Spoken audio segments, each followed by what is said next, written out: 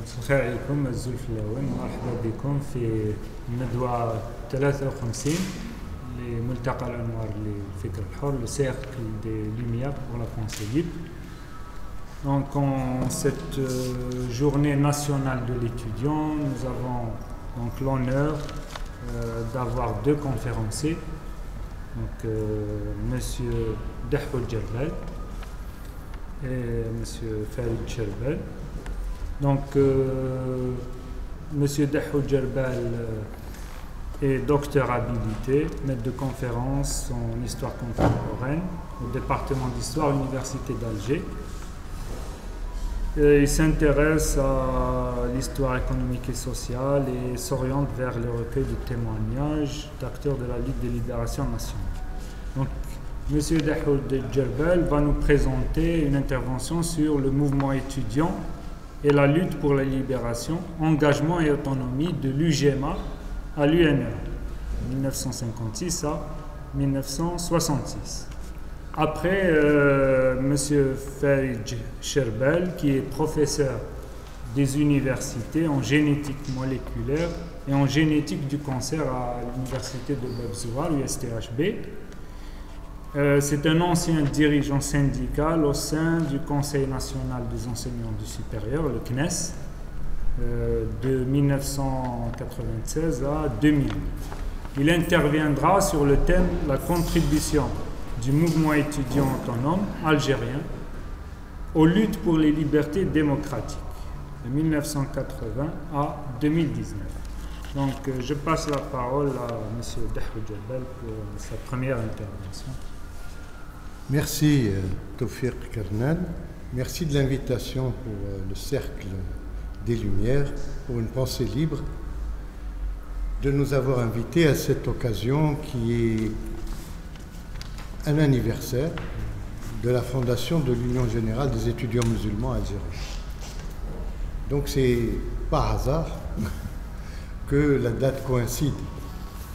Et donc je me suis dit qu'il est important pour nous d'avoir une idée de ce qu'a été le monde étudiant et puis ensuite ce qu'a été le mouvement étudiant. D'abord, il faut savoir que pendant la période coloniale, la question de l'enseignement et de la formation des enfants algériens est une question qui est lourde de conséquences puisqu'il était quasiment exclu que les enfants du peuple puissent être premièrement scolarisés et deuxièmement puissent progresser dans le cursus scolaire et universitaire. À tel point que les écoles coraniques devaient fermer au moment où les écoles coloniales ouvraient, c'est-à-dire de 7h du matin à 16h à 4h de l'après-midi.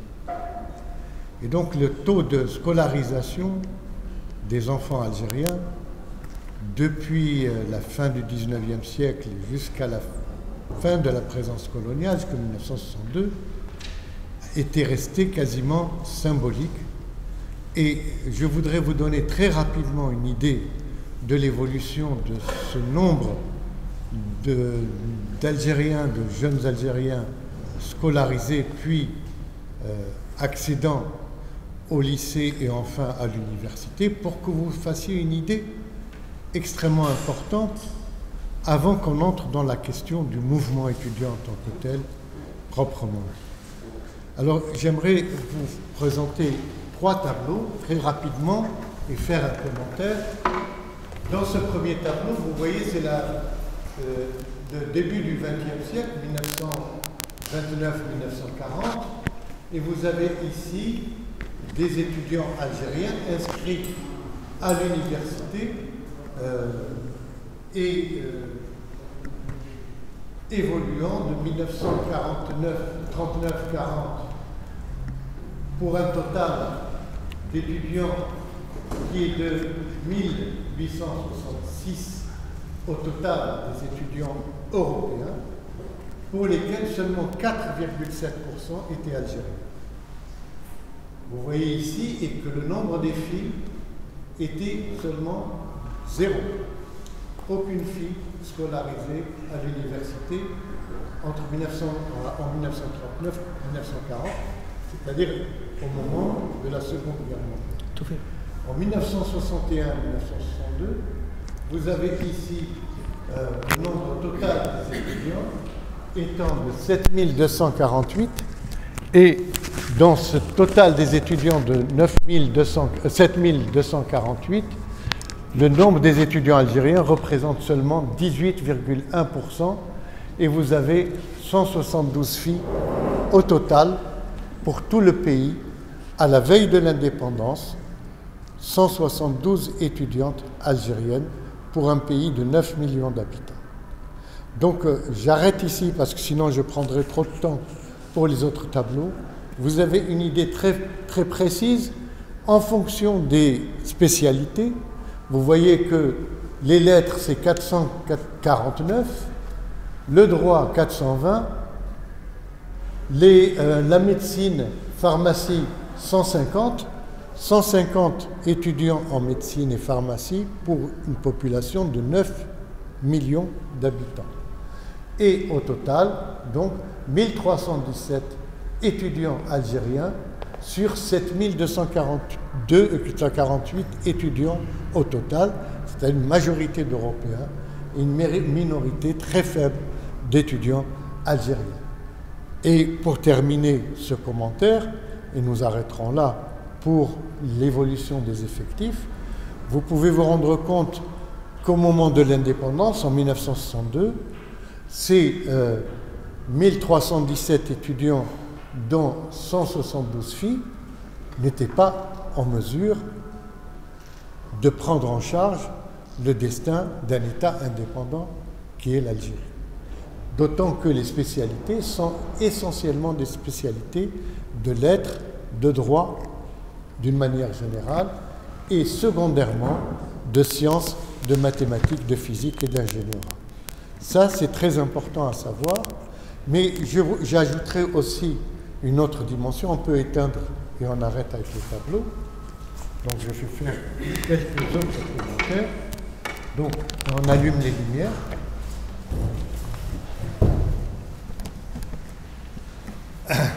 On peut allumer, voilà, très bien. Donc, ces étudiants-là qui étaient très très peu nombreux avant la Seconde Guerre mondiale, puisque c'était en fait les enfants des notables, les enfants des auxiliaires de l'administration française, les enfants des collaborateurs qui avaient la possibilité de passer du primaire au secondaire et puis du secondaire au supérieur. Et ce sont ces étudiants-là qui ensuite vont constituer les notables de l'administration coloniale qui servait d'intermédiaire entre la puissance coloniale et la majorité des Algériens.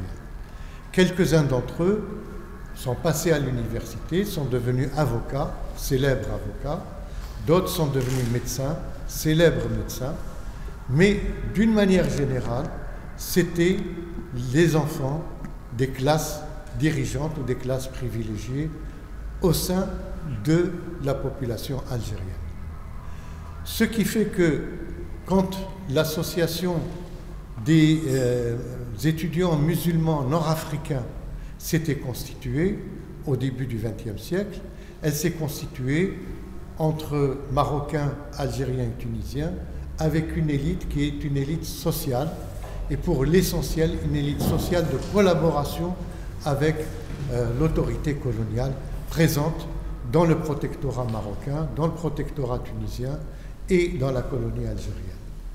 Donc cette association des étudiants musulmans nord-africains va constituer en quelque sorte les porte-paroles de la masse des Algériens du point de vue intellectuel, du point de vue, disons, culturel et du point de vue politique aussi, puisque la plupart de ces étudiants vont faire partie soit de la fédération des élus dans les assemblées coloniales françaises en Algérie, puis ensuite des élus dans les assemblées générales ou dans l'Assemblée nationale française, et la plupart d'entre eux vont ensuite, après la Seconde Guerre mondiale, appartenir soit à l'Union démocratique du manifeste algérien, à l'UDMA, de Farhat Abbas, soit au Ulama.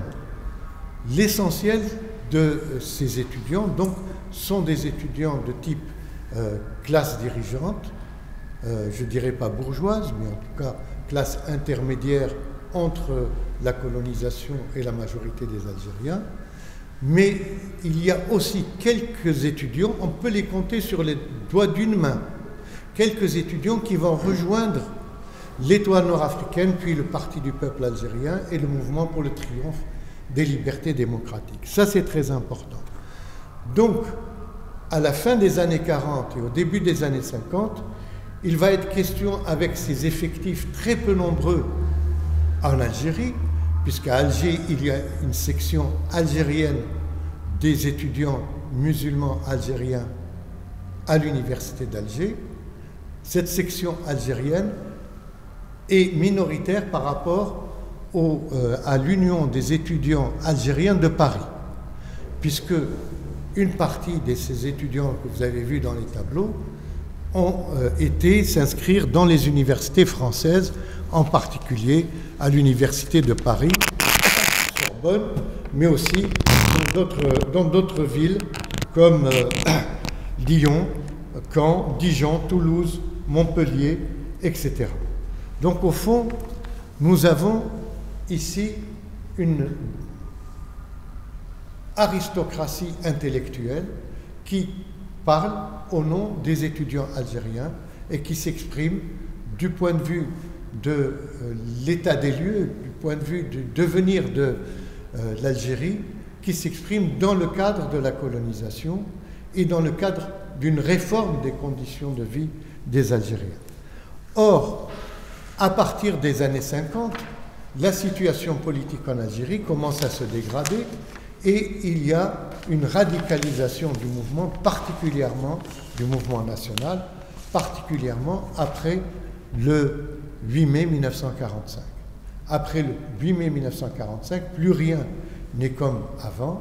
On commence à prendre conscience que la France n'est pas disposée à négocier une sortie de la colonisation, et donc il va falloir penser à d'autres voies et à d'autres moyens. Et une partie très minoritaire de ces étudiants vont rejoindre le Parti du peuple algérien et le mouvement pour le triomphe des libertés démocratiques. Donc, dès avant 1954, le milieu des étudiants algériens est secoué par de nombreuses crises et divergences qui, en définitive, ne font que refléter celle que connaît le mouvement national dans son ensemble.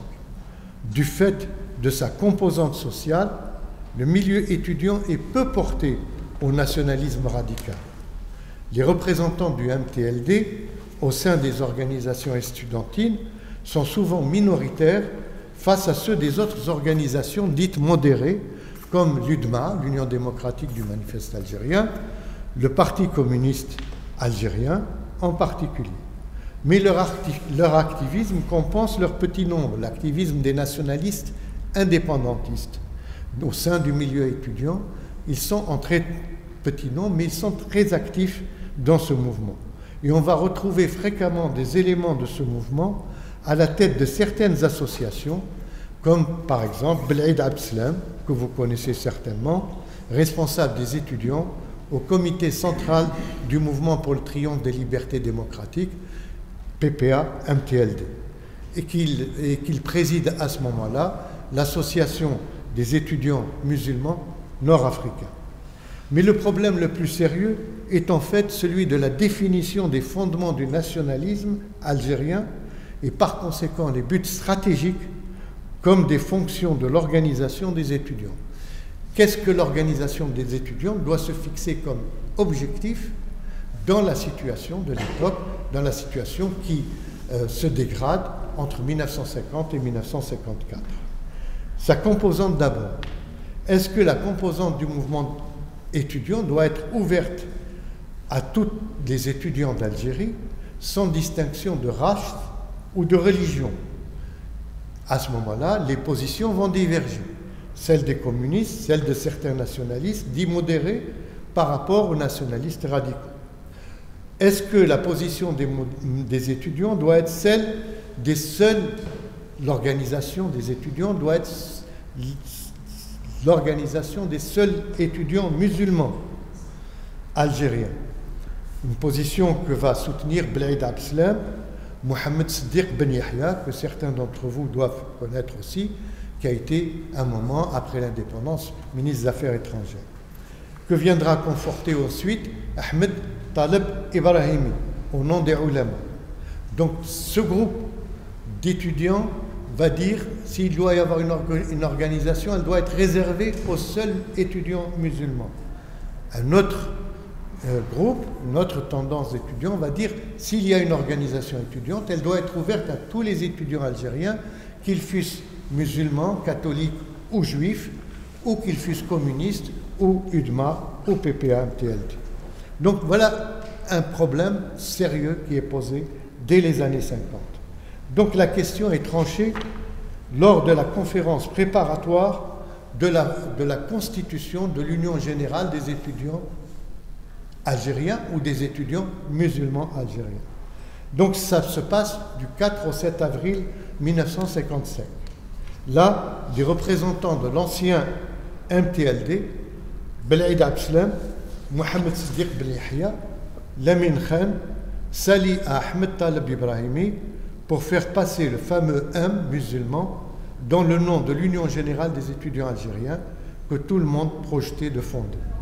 Cette victoire du courant favorable à l'affirmation de l'identité et de la personnalité arabo-musulmane des Algériens devait permettre la réalisation d'une communauté de pensée des intellectuels et des couches profondes du peuple. Elle devait aussi donner l'occasion à la personnalité algérienne qui a toujours été brimée, bafouée, piétinée, de s'affirmer, en un mot, d'exister. Car avant de coexister, il faut d'abord exister. C'est une déclaration de Ahmed Taleb Ibrahim. Cette pétition de principe, qui constituera le credo de l'UGMA, ne va pas pour autant rallier au FLN les étudiants qui s'y reconnaissent. Donc on va se poser le problème, encore une fois, sous une autre façon, avec le déclenchement de la lutte de libération nationale le 1er novembre 1954. Quelle est la position de l'UGMA, l'Union générale des étudiants musulmans algériens, par rapport à la question de la lutte de libération? Alors, effectivement, au congrès de mars 1956, il faut attendre mars 1956, que l'UGMA adopte une résolution où elle se déclare clairement pour l'indépendance de l'Algérie. D'une manière générale, les étudiants de l'UGMA sont plutôt pour une certaine autonomie vis-à-vis de l'organisation politique clandestine, FLN, et parfois même pour une autonomie critique. Cela, évidemment, ne va pas sans irriter les cadres du FLN à Alger et aussi les cadres du FLN en France, qui poussent à la constitution en France, en tout cas, d'une section universitaire du FLN. Alors, donc, pendant un moment, de 56 jusqu'à la fin de 58-59, il y a deux organisations au sein des étudiants musulmans en France. Il y a l'UGMA d'un côté qui proclame qu'il voudrait conserver son autonomie par rapport au FLN, et le FLN qui, voyant les réticences de l'UGMA, va créer une section universitaire du FLN. Et là, j'ai quelques témoignages qui sont extrêmement importants, qui nous permettent d'expliquer cette situation assez ambiguë au départ des étudiants appartenant à une catégorie sociale, appartenant à une culture politique, appartenant à une tendance particulière, une réticence par rapport au FLN et par rapport à l'organisation sous le contrôle du FLN. Et c'est Moussa Qbaili qui était étudiant et qui a quitté très tôt l'université pour entrer dans la clandestinité et constituer les premières cellules du FLN à Paris et dans la région parisienne. Moussa Qbaili qui va bientôt faire paraître ces mémoires pour lesquelles nous avons contribué à la rédaction et au recueil du témoignage. Ce dernier témoignage des difficultés qu'il a eues à manœuvrer dans le milieu étudiant en tant que militant clandestin responsable du FLN pour Paris et région parisienne. Il dit ceci: « Je participais aux réunions estudiantines, mais jamais personne n'a su que j'avais des responsabilités au sein du FLN. Nous avions des divergences graves avec l'UGMA. J'avais eu, entre autres, des problèmes au sujet des Ronéos, où je tirais des tracts pour le compte de l'organisation. Le seul que j'avais recruté dans ce milieu a été Abdelhafid Kiraman, mais il n'était pas considéré comme étudiant vu qu'il avait été instituteur en Algérie. C'est le problème que nous avons eu au moment où nous avons décidé de créer la section universitaire du FLN. Nous avons pris cette décision sur ma proposition parce que nous nous sommes trouvés devant une UGMA qui œuvrait à l'extérieur du FLN. La première section qui fut créée le fut avec l'objectif d'être intégré à l'organisation.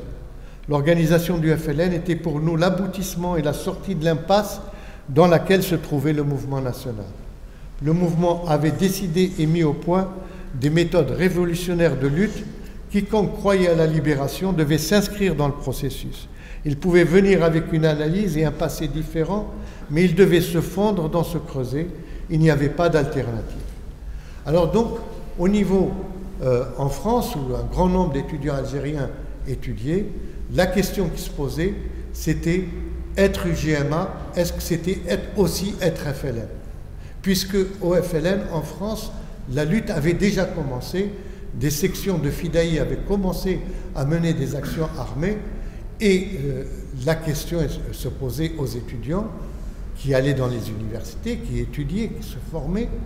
Est-ce que vous êtes là pour vous former et avoir des diplômes, pour ensuite vous intégrer dans le système colonial, ou est-ce que vous êtes là pour rentrer dans le FLN et libérer l'Algérie? À Alger, le même problème se posait. Et à Alger, il y a un cas que je voudrais vous présenter, assez illustratif. Il y a un cas que vous connaissez peut-être de nom, en tout cas, c'est Ammar al-Rachid.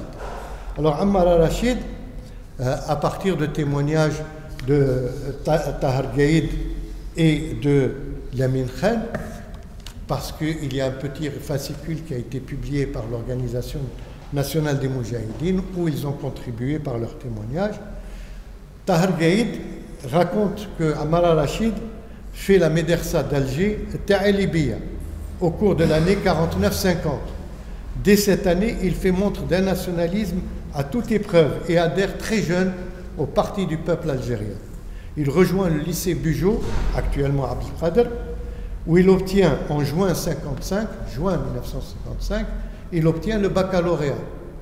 Imaginez-vous que c'est encore des jeunes qui ont 20 ans, des jeunes qui sont lycéens et qui ensuite y ont le baccalauréat et passent à l'université d'Alger, la faculté d'Alger. Il n'avait qu'une seule en Algérie. Lamine Khan raconte de son côté: en vérité, dès le déclenchement de la révolution, Ammar al-Rachid a cherché le contact pour rejoindre les rangs des combattants, habitant en ville par comparaison à ceux d'entre nous qui étions hébergés au foyer de la Robertso, qui n'est pas loin d'ici, il est à 400 mètres d'ici, au Télémli. Il réussit très fort à établir ce contact. Quand un peu plus tard Abben s'installe à Alger, Abben Ramdan s'installe à Alger, c'est Ammar al-Rachid qui nous conduisit à lui. Zohiri Haddaden et moi-même, Lamine Khan. La rencontre a eu lieu au domicile de Nassima Hablel. Nassima Hablel, que certains d'entre vous connaissent peut-être aussi. Pendant les vacances de Pâques, fin mars, début avril 55. À partir de là, c'est pour chacun de nous la clandestinité et ses exigences. C'est une petite poignée d'étudiants algériens qui vont rejoindre le FLN à l'appel de Abben Ramdan, avec son contact au sein du milieu des étudiants, Ammar al-Rachid. Début 1955, Ammar Rachid est arrêté dans un véhicule en compagnie de Farhat Abbas et du docteur Ahmed Francis et il les accompagnait pour les amener rencontrer Abbar Ramdan à Cuba. Ils ont été tout de suite libérés, Farhat Abbas et le docteur Francis, parce que c'était des élus. Et Ammar Rachid a été maintenu en détention pendant 3 mois. Il reprendra le contact à sa sortie de prison et il va rejoindre immédiatement la Wilaya 4, très probablement avant la grève des étudiants du 19 mai 1956. Il tombera au champ d'honneur le samedi 14 juillet 1956 dans la région de Tablat, du côté de Hammam Melouane. Alors, je passe ici les commentaires parce que pour les étudiants de la cité de Ben Aknoun, dont on a beaucoup parlé, le contact et le responsable, c'était Ammar Rachid. Le 18 mai 1956, en réponse à la multiplication des meurtres et assassinats d'étudiants et d'intellectuels par les forces coloniales, soit à l'intérieur de l'université, soit à l'extérieur, les membres de l'UGMA, de la section d'Alger, sont conférés sans en discuter avec la section de Paris. Les membres de la section d'Alger se réunissent au cercle du docteur Saaden, qui se trouve près de la Tchawa. Ils adoptent une résolution appelant à la grève générale illimitée des cours et des examens et l'engagement dans les rangs de l'ALN et du FLN. Cette résolution, appuyée après quelques tergiversations par un comité directeur pris de court, n'est pas suivie à Paris avec autant de ferveur qu'à Alger, et la grève pour beaucoup d'étudiants immigrés n'est ni générale ni illimitée. Et là, je vous donne un dernier témoignage qui est celui de Nasreddin Ait Mokhtar dit Simajid, qui était le responsable des opérations militaires dans l'ouverture du second front en France en 1958. Il était lui aussi étudiant en médecine. Il a dû abandonner ses études de médecine pour rejoindre l'organisation clandestine et monter les premiers commandos qui vont ouvrir le second front en France. Voilà ce qu'il dit.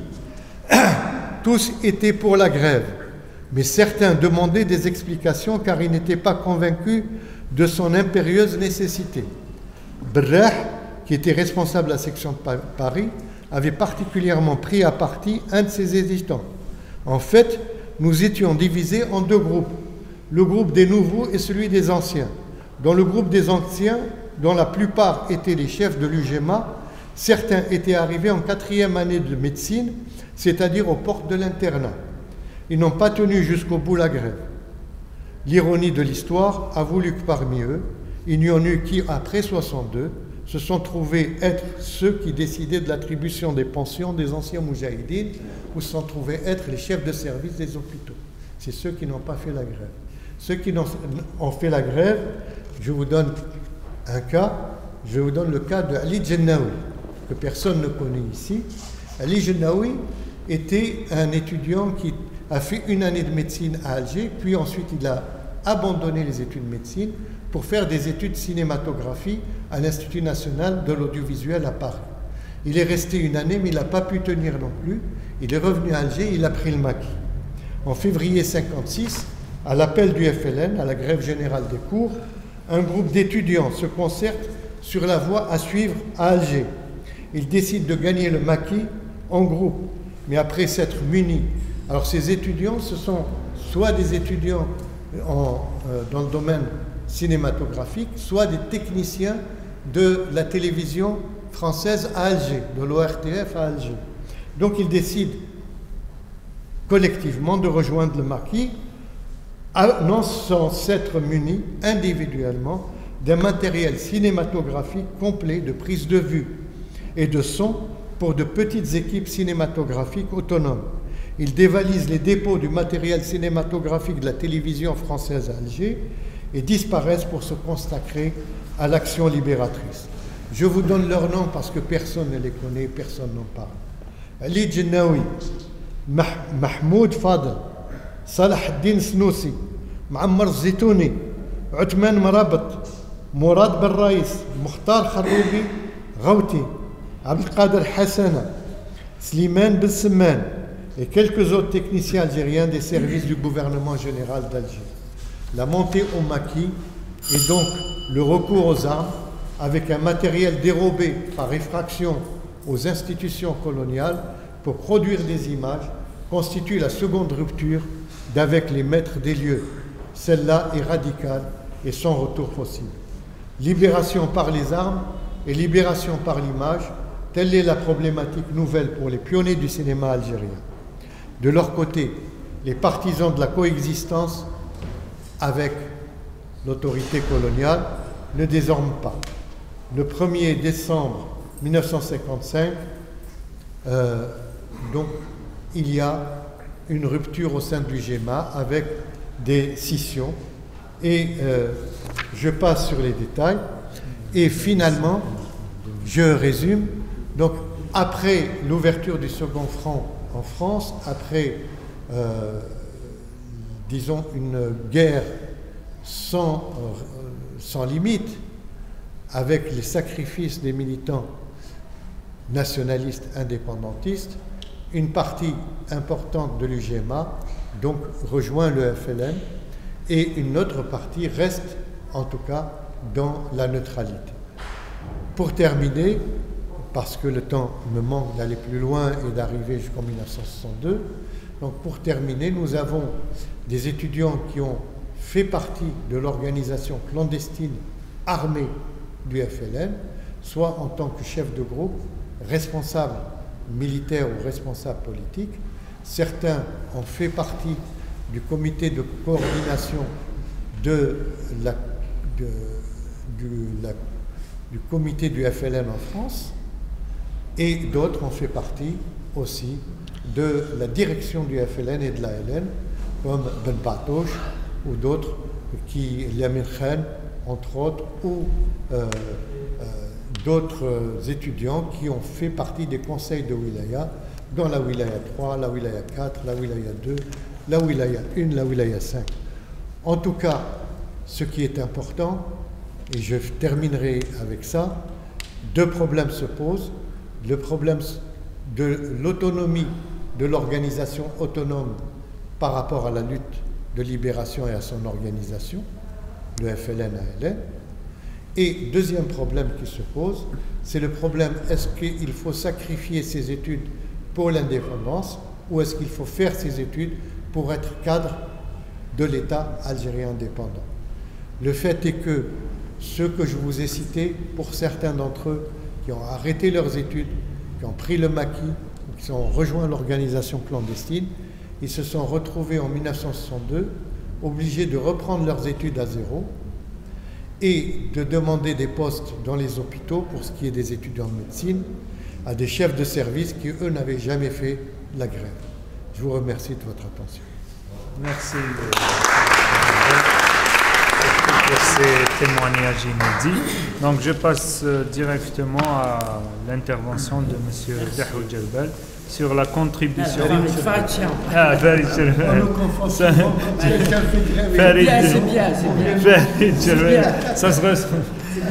Farid Djelbel sur la contribution du mouvement étudiant autonome algérien aux luttes pour les libertés démocratiques. Donc en fait, merci pour l'invitation. Donc, je vais rebondir sur... En fait, les deux questions centrales qui se posaient déjà à l'UGMA, et surtout la question de l'autonomie. C'est vrai que ce n'est pas la même perspective historique. L'autonomie pendant la lutte de libération nationale de l'UGMA par rapport à l'ALN, enfin au FLN historique, et l'autonomie après, la question de l'autonomie après du mouvement étudiant qui va surgir très, très tôt à l'indépendance, elle va être complètement différente en fait, pour moi. Et ce qui va se passer, c'est qu'on va avoir les mêmes passeurs de l'UGMA en fait, qui, c'est les mêmes passeurs, c'est-à-dire c'est des étudiants qui avaient rejoint l'UGMA, qui étaient, certains ils étaient à l'étranger et ils vont rejoindre donc au début le PCA, après le Parti de l'Avant-Garde socialiste, mais qui eux-mêmes étaient donc dans l'UGMA, et ça va être les passeurs et qui vont créer donc la première Union nationale des étudiants algériens, historique, à ne pas confondre avec l'UNEA d'aujourd'hui, donc historique. Donc elle va être créée donc après donc le 4e congrès donc du GEMA le 23 août 63. Et donc il va commencer à activer à la rentrée de septembre 63. Et ce qui va se passer, c'est qu'il va y avoir une première période, je pense, d'euphorie parce que l'UNEA historique va soutenir le gouvernement donc, du président Ben Bella, mais avec toujours les mêmes problèmes. On va le voir, c'est que déjà l'appareil du FLN va se mettre en marche pour caporaliser toutes les associations, les syndicats, l'UGTA, etc. Et l'UNEA ne va pas échapper. Mais les problèmes qui vont commencer à se poser, c'est après donc le redressement révolutionnaire, c'est-à-dire le coup d'État de 65. Et comme les militantes et les militants de l'UNEA vont soutenir le président Ben Bella contre Houari Boumediene, à ce moment-là, on va assister un peu donc de 65 à 71. Donc, à la fois, l'UNEA va conserver donc ses structures, va se battre, mais en même temps, c'est une répression féroce. Tout d'abord, après le coup d'État, le président de l'UNEA historique, Ouali Moufaq, va fuir au Maroc et la monarchie marocaine va l'attraper et le renvoyer ici en Algérie en échange de quelques opposants. Et puis, il y a les anciens, ce qu'on appelait les militants de gauche du FLN, Harbi, Zahwan et plus quelques membres du PCA vont créer l'ORP. Et puis, avec les dirigeants de l'UNEA, certains dirigeants de l'UNEA, tout le monde va se retrouver en prison. Mais quand même, l'UNEA va conserver. Et ce qui va être extrêmement intéressant, à mon avis, parce qu'on n'a pas beaucoup de temps de détailler, ce qui va être intéressant, c'est la façon dont elle va fonctionner. En fait, on va avoir un syndicat qui va avoir une stratégie extrêmement moderne, qui va articuler à la fois l'universel et le métier d'étudiant. Donc le métier d'étudiant, c'est-à-dire on va avoir une articulation du local et du mondial. Donc, lutte pour les questions socio-pédagogiques des étudiants et surtout lutte pour, on l'a bien dit, une rupture avec l'université coloniale. En fait, on a l'impression qu'en 62, l'Algérie avait son université nationale, mais en réalité, l'université coloniale va se reproduire un peu jusqu'en 71. Les méthodes de sélection, Dahoul l'a bien dit, très peu d'étudiants vont accéder à l'université, etc., bien que les choses ont changé au niveau des lycées, etc. Mais alors l'UNEA, et à côté de ça, donc à côté de cette lutte pour une réforme de l'enseignement supérieur, elle va mener donc une bataille internationale de soutien aux luttes des mouvements de libération nationale, de soutien à tout le camp socialiste à l'époque et de soutien donc à l'intérieur donc de l'international des étudiants. Et donc on va avoir ça. Deuxième chose qui va être très importante à mon avis, c'est que les dirigeants historiques qui étaient à l'UGEMA, qui vont créer l'UNEA, ça va être des vrais passeurs. Des passeurs au sens historique, donc ils vont passer ce souffle libérateur du mouvement national vers la jeunesse étudiante et vers la jeunesse aussi estudiantine, puisque l'UNEA, elle va reprendre la même structuration. On va avoir les lycéens qui vont être aussi membres de l'UNEA, c'est une particularité de l'UNEA, bien que c'est une organisation des étudiants, etc. Et donc, on va arriver donc à un moment, le pouvoir, il va faire comme toujours. Bien sûr qu'il y avait un aspect qui était extrêmement intéressant dans l'UNEA maintenant, et à mon avis, il y avait une position juste, c'était de soutenir le projet politique, économique et souverain du président Ouali Boumediene, c'est-à-dire l'industrialisation, jeter les bases donc de l'État-nation donc algérien, etc. Ça, c'est une position juste. Mais elle avait aussi une deuxième position qui est extrêmement juste aussi, c'est cette défense de l'autonomie, parce que le FLN va revenir en 68, la grande grève de 68 des étudiants, il va revenir à chaque fois pour demander, donc pas d'autonomie, les gens doivent être caporalisés à l'intérieur donc du FNN, donc du FNN, le parti FNN. Et on va avoir un peu, regardez, le pouvoir va faire deux choses en fait. Il va dissoudre l'UNEA le 18 janvier 71 et à la rentrée donc de 71, il va mettre en marche donc à la fois la réforme de l'enseignement supérieur, l'une des rares réformes qu'on a eues, mais à mon avis c'est l'une des rares réformes que l'Algérie elle a eues. Il va mettre donc, qui était ce qu'on appelait le jawhar de l'UNEA. C'était un point central dans la lutte de l'UNEA depuis 62, la réforme de l'enseignement supérieur. En fait, c'est l'ouverture, la démocratisation de l'enseignement supérieur, c'est l'ouverture de l'université aux enfants du peuple, comme disait Daou. C'était en 61. Mais en même temps, le 18 janvier, donc auparavant, il va de dissoudre l'UNEA et il va, au cours d'une grève, il va emprisonner tout le monde.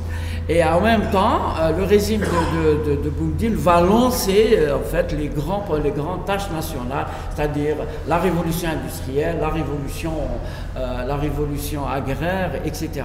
Et donc l'UNEA va donc changer un peu de statut et ils vont donc, pour la plupart, ils seront donc dans la clandestinité à l'intérieur du parti de l'avant-garde socialiste, mais pas tous, d'autres n'étaient pas à l'intérieur, et ils vont se redéployer à l'intérieur des comités donc de la révolution agraire en fait. Ils vont aller vers les campagnes et être un peu les commissaires politiques pour la révolution agraire. Et ce qu'on va avoir après, c'est que on va voir quelque chose en fait de très très important. C'est que l'UNEA va être vraiment historique, elle va être un capteur social. Ce capteur social, ça va traverser le temps, c'est-à-dire même après sa dissolution, le mouvement étudiant qui va arriver suite à la RES jusqu'à aujourd'hui, va toujours se revendiquer de cette question de l'autonomie et de la démocratie syndicale. Même si sur beaucoup de questions, le mouvement autonome étudiant qui va émerger à partir de 75-76 va être en désaccord avec les anciens de l'UNEA qui étaient au CVRA sur des questions qui étaient déjà dans le mouvement national, par exemple la question berbère, la question Tamazirt, qui va être un des points sur lequel le mouvement étudiant qui va émerger à partir de 76, qui va la prendre en charge, et surtout l'autonomie syndicale. Alors, qu'est-ce qu'on va avoir après? Deuxième point, c'est de quoi le mouvement étudiant autonome des années 70 a le nom en fait. On va avoir deux choses en fait. On va avoir une extraordinaire résistance sociale, puisque tous les anciens de l'UNEA et même ceux qui vont arriver, qui se reconnaissaient donc dans le projet politique de Ouali Boumediene à fond, à 100%, sans aucune critique, vont être à l'intérieur du CVRA. Ce qui va être, c'est qu'à l'extérieur du CVRA vont émerger, ce qui va émerger, c'est les premiers comités autonomes des étudiants. Premier comité autonome, c'est le comité universitaire Talba Mahmoud, la Cité, dans lequel on va retrouver quelques grands militants à l'UMCB, parmi eux, Saïd Saadi, etc., qui eux vont commencer bien avant à poser la question donc de Tamazirt. Alors, un point qui va structurer, à mon avis, le mouvement autonome étudiant donc en 80, c'est la suppression donc des cours donc de berbère de Mouloud Mamri qui donnait ce cours depuis 62. Il va être supprimé à la rentrée de 63. Et là, on va voir. Il faut vérifier maintenant les documents historiques, mais à mon avis, le CVRA, les comités volontaires de la révolution agraire, n'ont pas beaucoup protesté. Et un des aspects justement que les comités autonomes vont reprocher au CVRA, ça va être de ne pas avoir donc pris en charge cette question éminemment démocratique, parce que la question de Tamazight jusqu'au jour d'aujourd'hui, elle est centrale dans la question démocratique en Algérie. La démocratie véritable en Algérie voudra dire, c'est que Tamazight aura la place comme langue maternelle, langue nationale et langue des ancêtres. Alors, on va voir après, c'est que l'émergence, je vais citer quelques comités. Donc le CUTAC, c'était le deuxième comité qui va être extrêmement actif, c'est le comité de Sciences Éco, donc comité des étudiants de Sciences Éco. Ensuite, on va avoir un comité autonome des étudiants de l'USTHB, où j'y étais, le comité des autonomes après le centre universitaire Tizi Ouzou, une des premiers, c'est que ça va être un des premiers, puis les comités autonomes des instituts supérieurs de Boumerdès, qui étaient avant l'université de Boumerdès, puisque c'était des instituts qui étaient reliés à l'industrie. Et alors, on va avoir après un moment important, très important, un test pour le mouvement, pour ces comités autonomes, c'est une grève historique des étudiants de la filière de psychologie. Donc, qui va se dérouler en 67, en 77. Donc, ils vont sur des questions socio-pédagogiques, mais en même temps sur des questions de liberté d'expression, etc. Et en fait, on va voir petit à petit, c'est que l'héritage historique de défense de l'autonomie, de l'UNEA, etc., il va passer petit à petit du CVRA, il va passer vers les comités autonomes, en fait, voilà, surtout dans la grève de 77, où il va y avoir la répression, on va arrêter les étudiants, et là, il y aura quand même un mouvement unitaire entre le CVRA et les comités autonomes pour demander leur libération, et ils seront libérés très vite. Après, troisième moment important, structurant à mon avis du mouvement donc étudiant d'aujourd'hui, c'est-à-dire celui de 2019, qui est en train de devenir un élément central dans le mouvement populaire du 22 février, ça va être le printemps berbère de 80.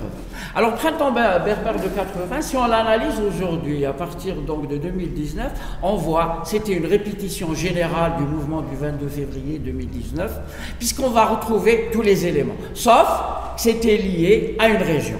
On va voir en fait, c'est vrai qu'au départ, ça va démarrer encore sur une interdiction donc de la conférence le 10 mars 80, donc que Del Mouloud Lahmoud devait donner sur les poèmes kabyles anciens, à l'invitation du comité étudiant autonome de l'Institut universitaire Ouadérissi.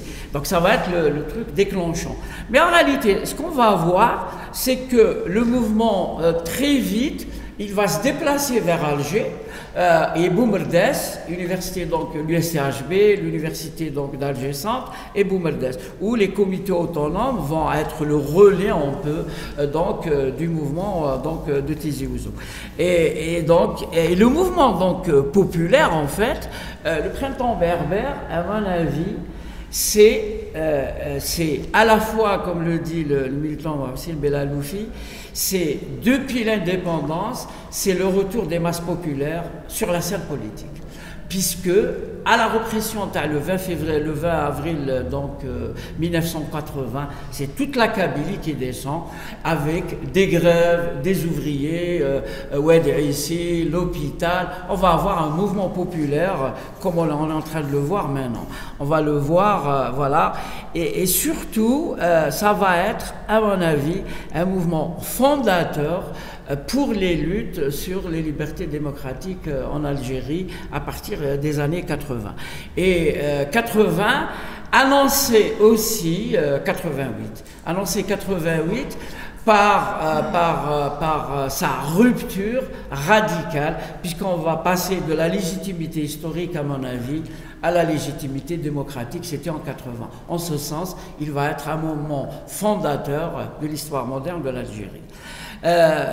À l'université, qu'est-ce qui va être intéressant en 80? On ne peut pas faire tout. À mon avis, une expérience unique, c'est la création d'un premier syndicat national des étudiants, ce qu'on va pas appeler le SNEA, des syndicats nationaux, donc des étudiants autonomes démocratiques, autour donc du militant syndical Ardouane Osman Ahmou, qui va créer le CLA après.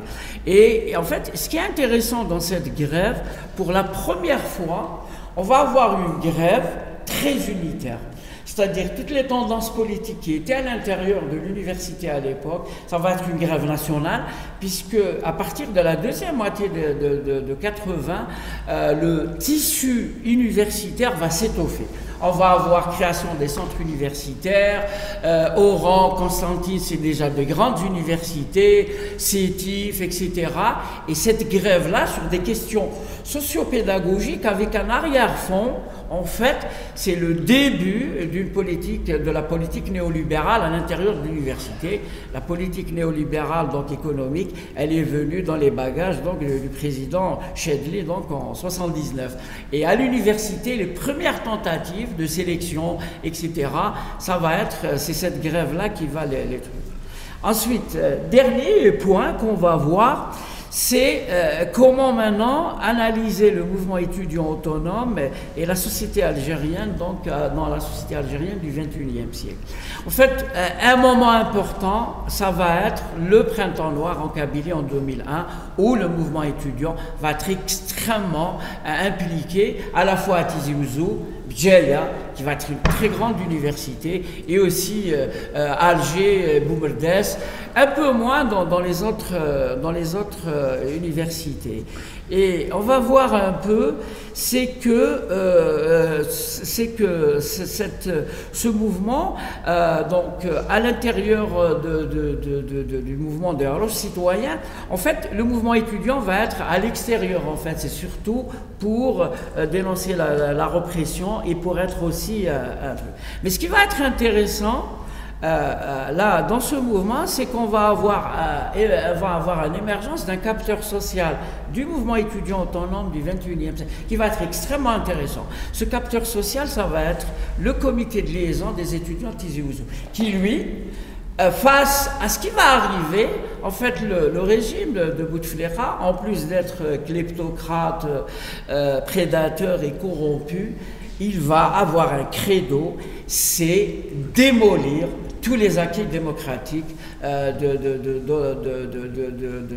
88 en fait. Ça va être je pense, un des régimes pires, peut-être pas que l'Algérie a eu, et qui va essayer de dissoudre, de démanteler tous les espaces d'autonomie que le peuple algérien a acquis depuis 62. C'est extraordinaire. Il va se donner les moyens, 1000 milliards, il va le faire dans tout, dans les partis politiques, dans les syndicats, dans les associations, à tel point qu'il va étouffer. Et qu'est-ce qu'il va avoir? On va avoir des capteurs sociaux à l'intérieur de l'université, à l'intérieur de la société qui vont émerger. Et c'est toujours comme ça dans une société avec la mondialisation, avec l'avènement d'Internet, etc. Premier capteur social, ça va être le comité de liaison de Tizi Ouzou, qui va devenir un peu, pour moi, il va être la centralité du mouvement étudiant pendant pratiquement une quinzaine d'années, de 2000 jusqu'à la grève de 2011, jusqu'à 2011. Pendant 11 ans, il va être ce capteur. Ça va être un capteur de résistance sociale. Il va lutter, il va avoir un mode opératoire extrêmement intéressant, c'est-à-dire liaison avec la population, marche, et surtout une extraordinaire performance, c'est le débat démocratique à l'intérieur de l'université Tizi Ouzou qu'on voit même aujourd'hui. Et un moment important que le mouvement étudiant va se regrouper de nouveau. Alors ils se regroupent en fait, comme je dis toujours à Daou, ils se regroupent c'est-à-dire, regardez, c'est le LMD. En fait, le LMD, il arrive dans les bagages de l'Union européenne, il va arriver. Et le LMD, en fait, c'était l'université néolibérale. S'il n'y avait pas eu cette extraordinaire résistance que le mouvement étudiant va le faire, il va le faire, c'est la grève février-mai 2011. Il va faire, en fait, on va avoir, c'était pas les étudiants qui étaient dans le système LMD, c'était les étudiants qui étaient dans le système classique, ingénierat, magistère, etc. On va avoir donc le décret, le fameux décret du 13 décembre 2010, qui va essayer donc d'égaliser, de faire une équivalence entre les diplômes master et les diplômes de l'ancien système. Et ça va déclencher un mouvement.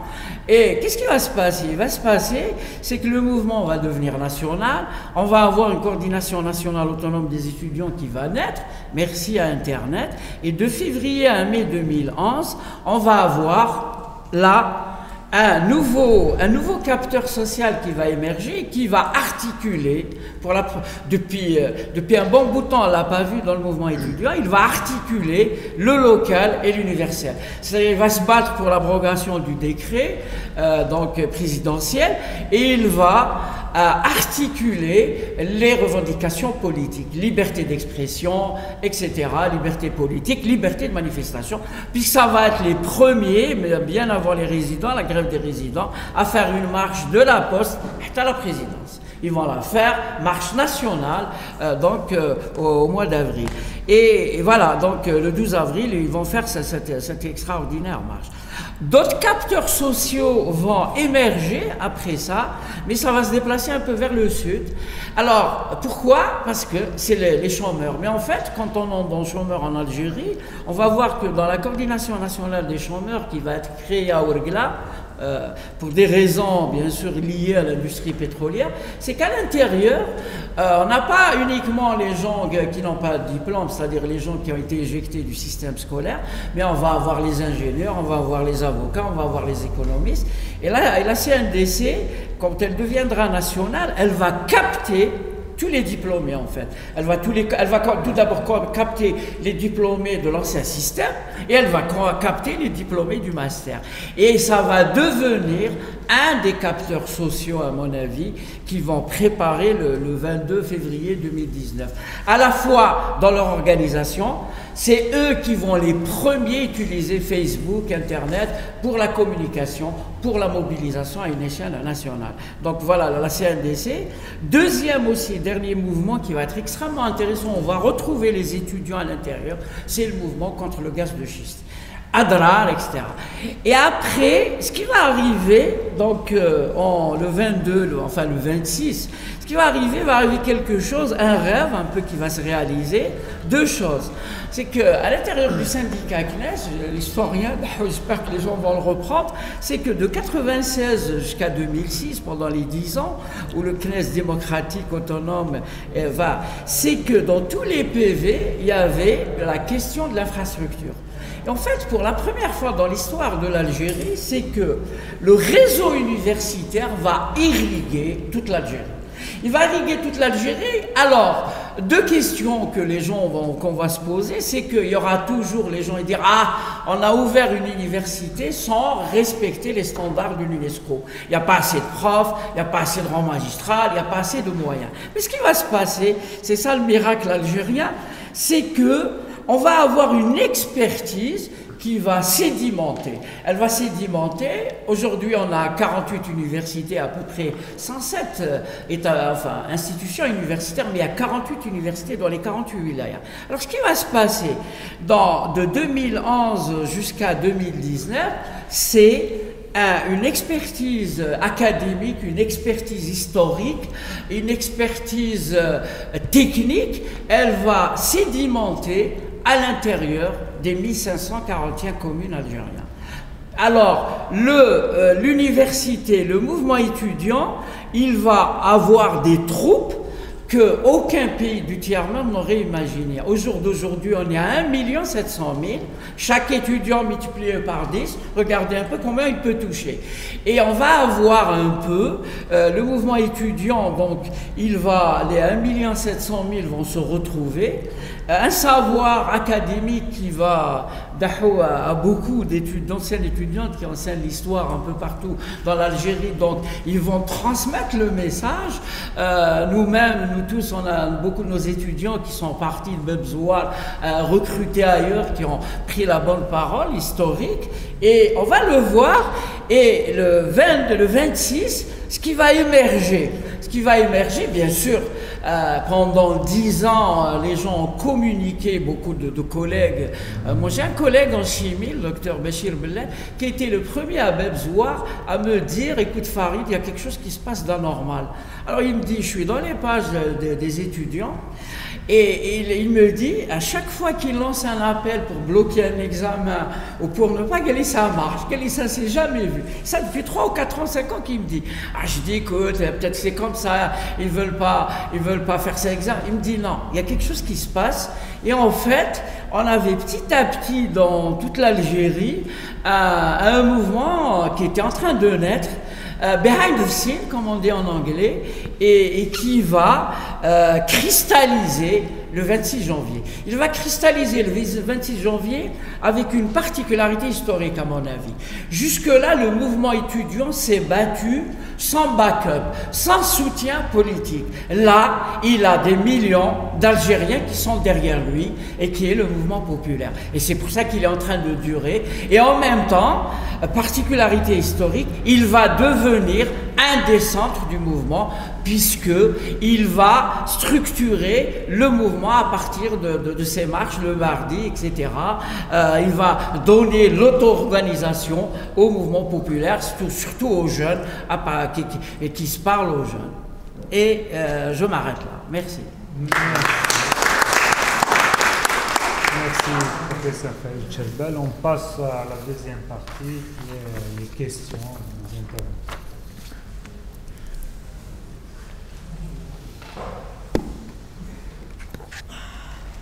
Oui.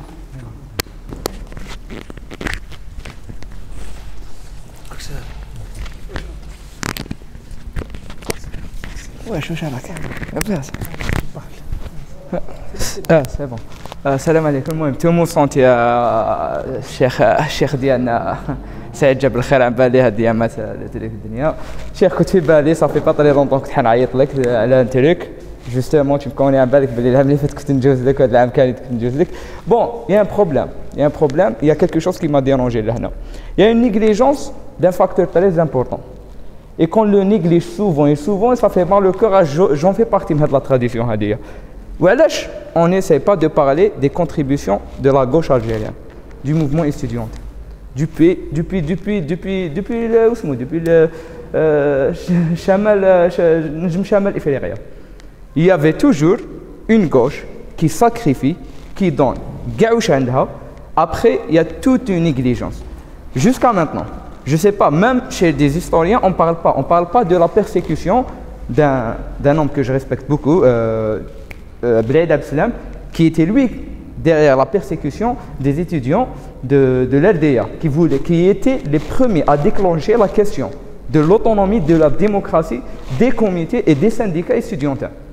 On n'en parle pas. Il y a aussi le mouvement des années 80, c'était des paxistes.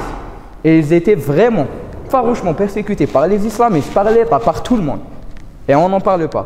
La même chose, aujourd'hui, le déclencheur de ce mouvement, et avec tout le monde ici, Abou Zerria, c'était des gauchistes. C'était un groupe, un ou jma'a, ou sabna rahna kاع يتيك تراسمبلينا de manière très spontanéeuse. هكا تلاقينا هذاك بي اس تي، هذاك فوس، هذاك جروب تاع دي زانارشيست، هادو ام دي اس، سبنا رحنا حنا اللي لونسيو في الموفمون. باب زوار كيف c'était un groupe de gauchistes. Well, non, je n'essaie pas de capitaliser le mouvement estudiantin chez les mouvements de gauche, mais c'était toujours eux, c'était toujours le groupe qui était toujours l'avant-garde pour poser ces questions centrales. Idem pour le mouvement travailliste, car si on va analyser les choses historiquement, dans la même époque où les étudiants à tendance de gauche posaient la question de l'autonomie qui a été durement persécuté par Boumediene, la question de l'autonomie chez le travailleur dans les usines et dans les terres agricoles, à travers un décret qui ont forcé Ben Bella à rédiger un décret présidentiel pour rendre l'autogestion, quelque chose d'officiel, a été persécuté. Après, c'était ces gens-là qui ont été persécutés par Boumediene. Donc, je ne vois pas pourquoi il y a toujours cette négligence. Et après, il y a une sorte de mystification même. On parle d'une diabolisation même des fois, des mouvements, que ce soit communistes, socialistes, des mouvements d'autogestion, on va les appeler même anarchistes, qui ont fait tout, qui ont tout sacrifié, qui ont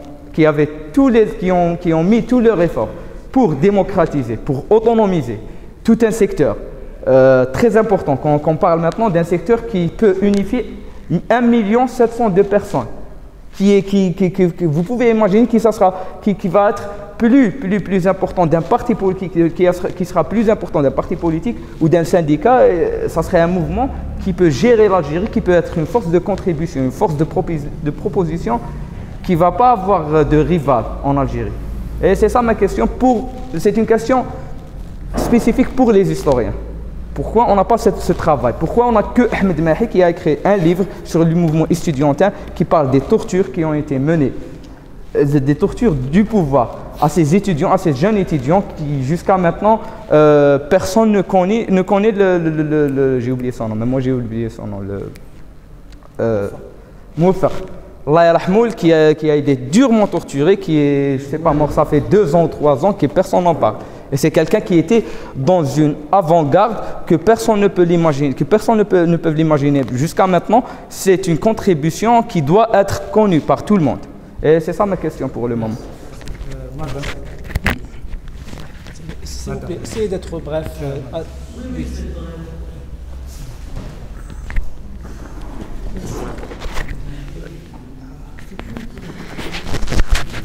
Oui, je voudrais juste peut-être rajouter un aspect, il me semble que vous n'avez pas abordé.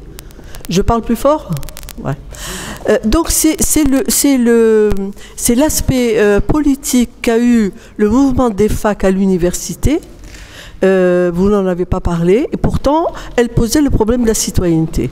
En 65, ce sont les anciennes Moudjahidettes, c'est l'UNFA qui pose le problème de l'égalité des droits.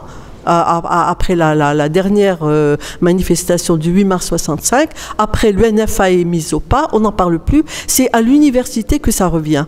Ça revient dès les années 70, parce que c'est une unité de lieu pour les filles dans les résidences universitaires, etc. C'est là où il y a les premiers débats pour la citoyenneté, pour l'égalité des droits, le droit au travail, à l'école, etc. Et donc, c'est-à-dire que ce mouvement de revendication politique, il s'est fait tout le long de toutes les années.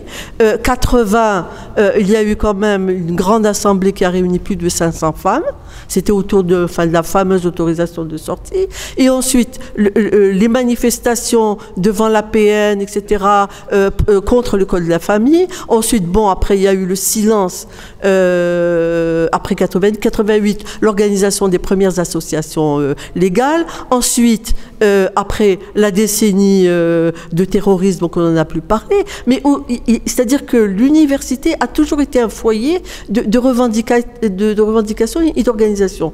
Pourquoi? Parce qu'il n'y avait pas beaucoup de femmes dans le secteur économique, donc les femmes travailleuses étaient très peu nombreuses, c'est au niveau de l'université. Bon, maintenant, ce qu'on voit, c'est qu'au niveau de l'université, même si elles sont 60% de filles, enfin, 60% des étudiants sont des étudiantes, en fait, cette revendication, elle passe moins par l'université, mais elle existe toujours, mais d'une manière très radicale. Moi, je crois que cet aspect-là aussi, ce serait très intéressant de le voir dans le mouvement étudiant. Merci. Merci. Une troisième intervention.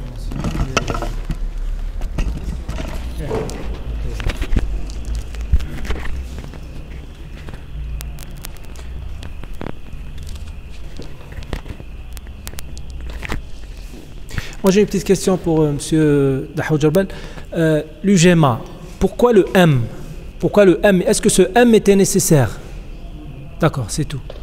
Merci. Bon, on répond à ces questions et on reprend s'il y a d'autres. Donc, la première question, l'intervention sur pourquoi occulter ce qu'ont fait les étudiants de gauche, etc. Pas seulement les étudiants, ce que fait la gauche en général. Là, si on pose la question à l'historien, telle qu'elle est posée, c'est-à-dire pourquoi on occulte les positions de gauche dans le mouvement national et dans le mouvement étudiant par la suite.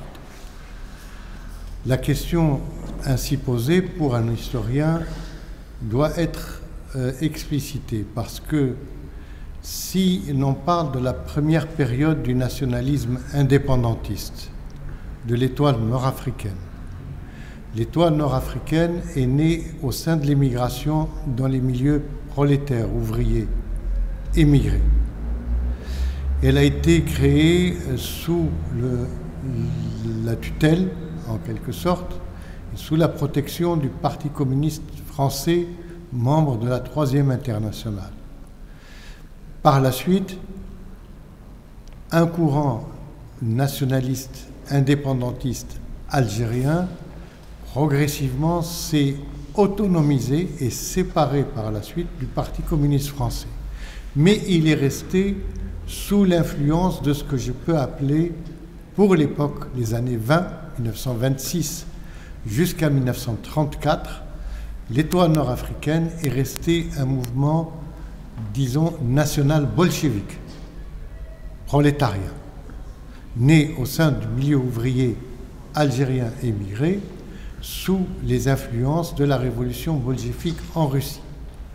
Et donc les revendications de l'étoile nord-africaine, je vous les rappelais probablement lors d'une première intervention, je vous les rappelle maintenant, c'était 4 points fondamentaux du mouvement national.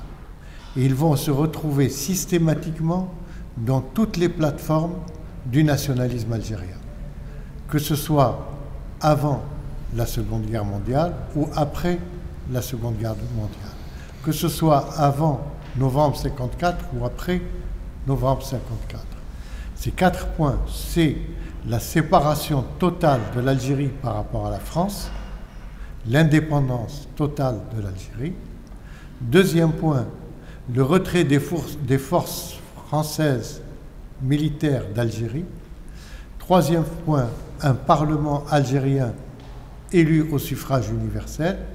Et un quatrième point qui est décisif comme réponse à la question qui est posée, c'est le retour de la terre à ceux dont ils ont été dépossédés.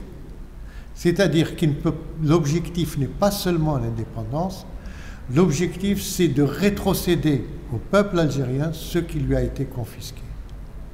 Aucun autre programme politique en dehors de l'étoile nord-africaine, PREPA, MTLD, FLN, les différents congrès du FLN, n'a été aussi loin que le programme de l'étoile nord-africaine de février 1927.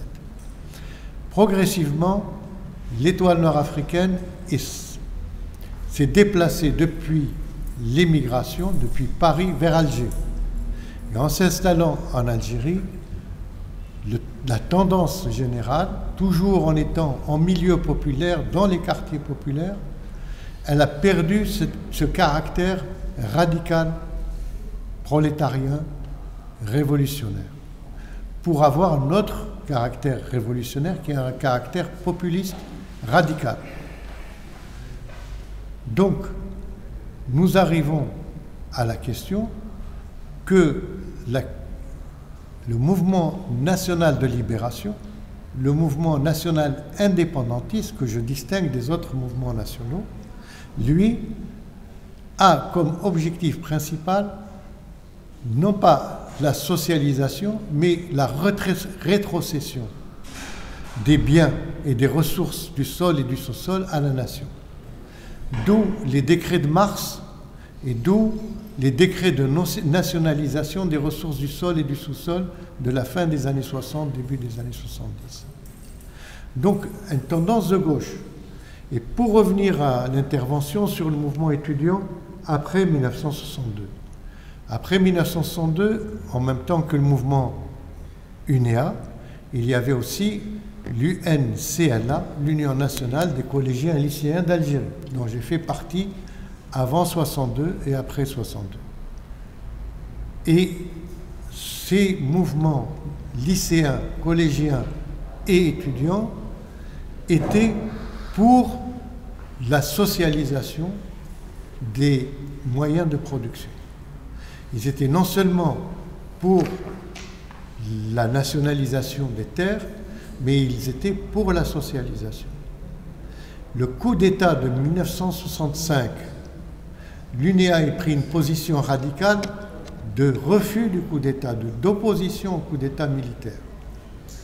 Et c'est la raison pour laquelle, et là, heureusement que l'intervention l'a rappelé, Houari Moufok, président du comité exécutif de l'UNEA, a été arrêté et torturé jusqu'à pratiquement perdre la raison. Et ce n'est pas pour rien qu'il a été se réfugié au Maroc, qu'il a été ramené ici et encore une fois emprisonné et torturé.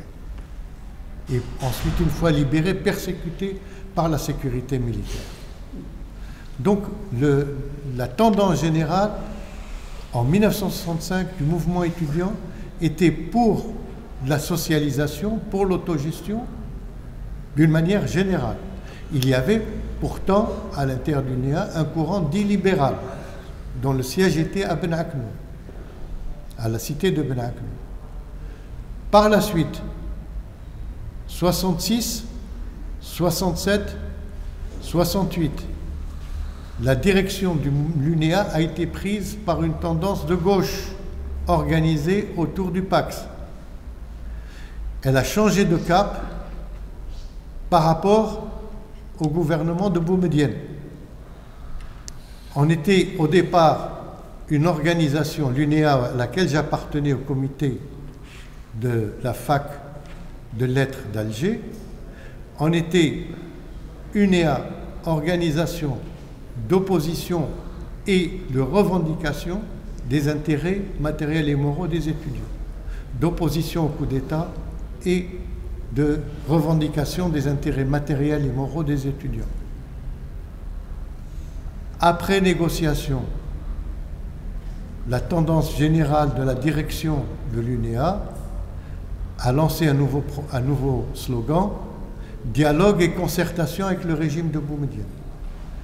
Nouvelle scission, d'où l'apparition de ce que l'étudiant a appelé, l'intervenant a appelé le gauchisme. On nous a traités de gauchistes parce qu'on était contre le dialogue et la concertation avec le régime militaire. Donc, deuxième question qui n'a jamais été posée, je complète ce qui vient d'être dit, non seulement la question du socialisme par rapport au capitalisme libéral, par rapport au monopole d'État sur les biens sociaux. La deuxième question, c'est le rapport au pouvoir militaire. L'UNEA était contre le régime militaire, était contre le coup d'État militaire. Et là aussi, elle a payé le prix, par des arrestations, par des disparitions, par des exils. Donc, il faut, quand on pose la question de la gauche, il faut les mettre dans un contexte. Dernière considération et réponse à la question, c'est que la base sociale des étudiants de l'université d'Alger, de l'université algérienne par la suite, la base sociale a changé. Au départ, nous étions une toute petite minorité à l'université et dans le pays. Aujourd'hui, les étudiants, c'est une base de masse très différenciée entre ceux qui sont dans les unités, les universités, les sections ou les instituts, disons, qui donnent accès à des postes importants du système, et ceux qui sont laissés comme armée de réserve pour le chômage et pour le secteur privé informel. Donc ce n'est pas la même chose quand vous allez à Bouzria, dans les universités et les facultés de sciences humaines et sociales, vous ne trouvez pas le même fond social, origine sociale, que dans les universités d'informatique et de technologie. Donc il y a aussi une différenciation dont il faut prendre compte qui va peser sur les orientations libérales ou socialisantes à l'intérieur du mouvement étudiant. Et pour terminer, le mouvement étudiant d'une manière générale où les étudiants, d'une manière générale, sont portés par une volonté d'intégration au système, mais pas d'une rupture et d'une transformation du système. Ça, il faut prendre en compte. Quand on est étudiant, l'horizon, c'est de rentrer dans le système. Ce n'est pas de changer le système. Ce n'est qu'aujourd'hui qu'on parle de changement de système, de changement de logiciel. Pour répondre à la question de Jebel Khair, c'était sur quoi? Après, on va y arriver. On va y arriver. Est-ce que tu as une intervention sur cette première question? Non, je ne sais pas lui dire oui, bien sûr. Ce serait vraiment faire de l'histoire du déni que ne pas reconnaître l'apport de la gauche à l'intérieur du mouvement étudiant. Ça, on ne l'a pas dit quand même. Parler de Moufar. Et en fait, juste dans l'histoire du mouvement étudiant, il y a eu un moment, il faut le dire, où dans le débat, on a parlé un peu sur la tendance qui est ressortie très vite quand l'UNEA historique a décidé de se concerter avec le régime de Boumediene, c'est que il y a eu cette tendance qui a... Mais dans les années 80 et dans la fin des années 70, la question culturelle de Tamazight a divisé les étudiants. Je suis désolé, en 80, nos amis qui étaient militants au PAX, ils étaient en retrait au début. Bien sûr, après, ils ont rejoint dans le mouvement.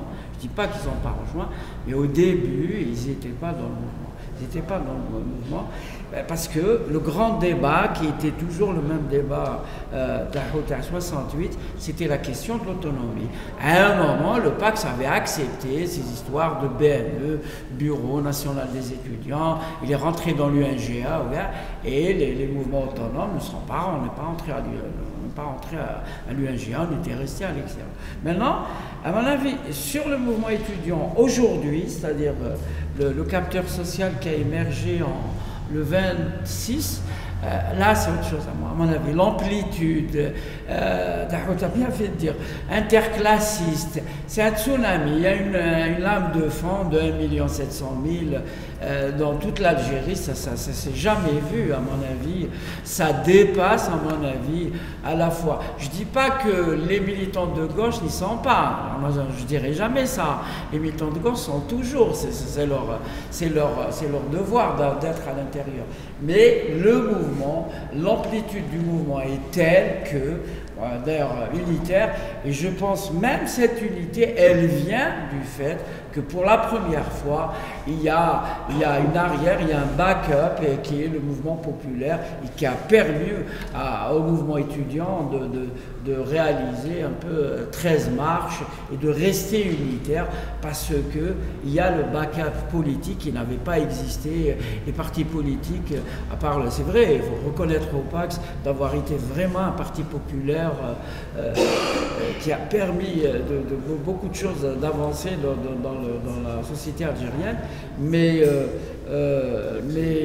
sur le mouvement d'aujourd'hui, ça dépasse à mon avis tout ce qu'on a vu. On a un nouvel agent historique qui est ce mouvement étudiant extrêmement unitaire et qui est en train de faire bouger les rapports de force face au système justement.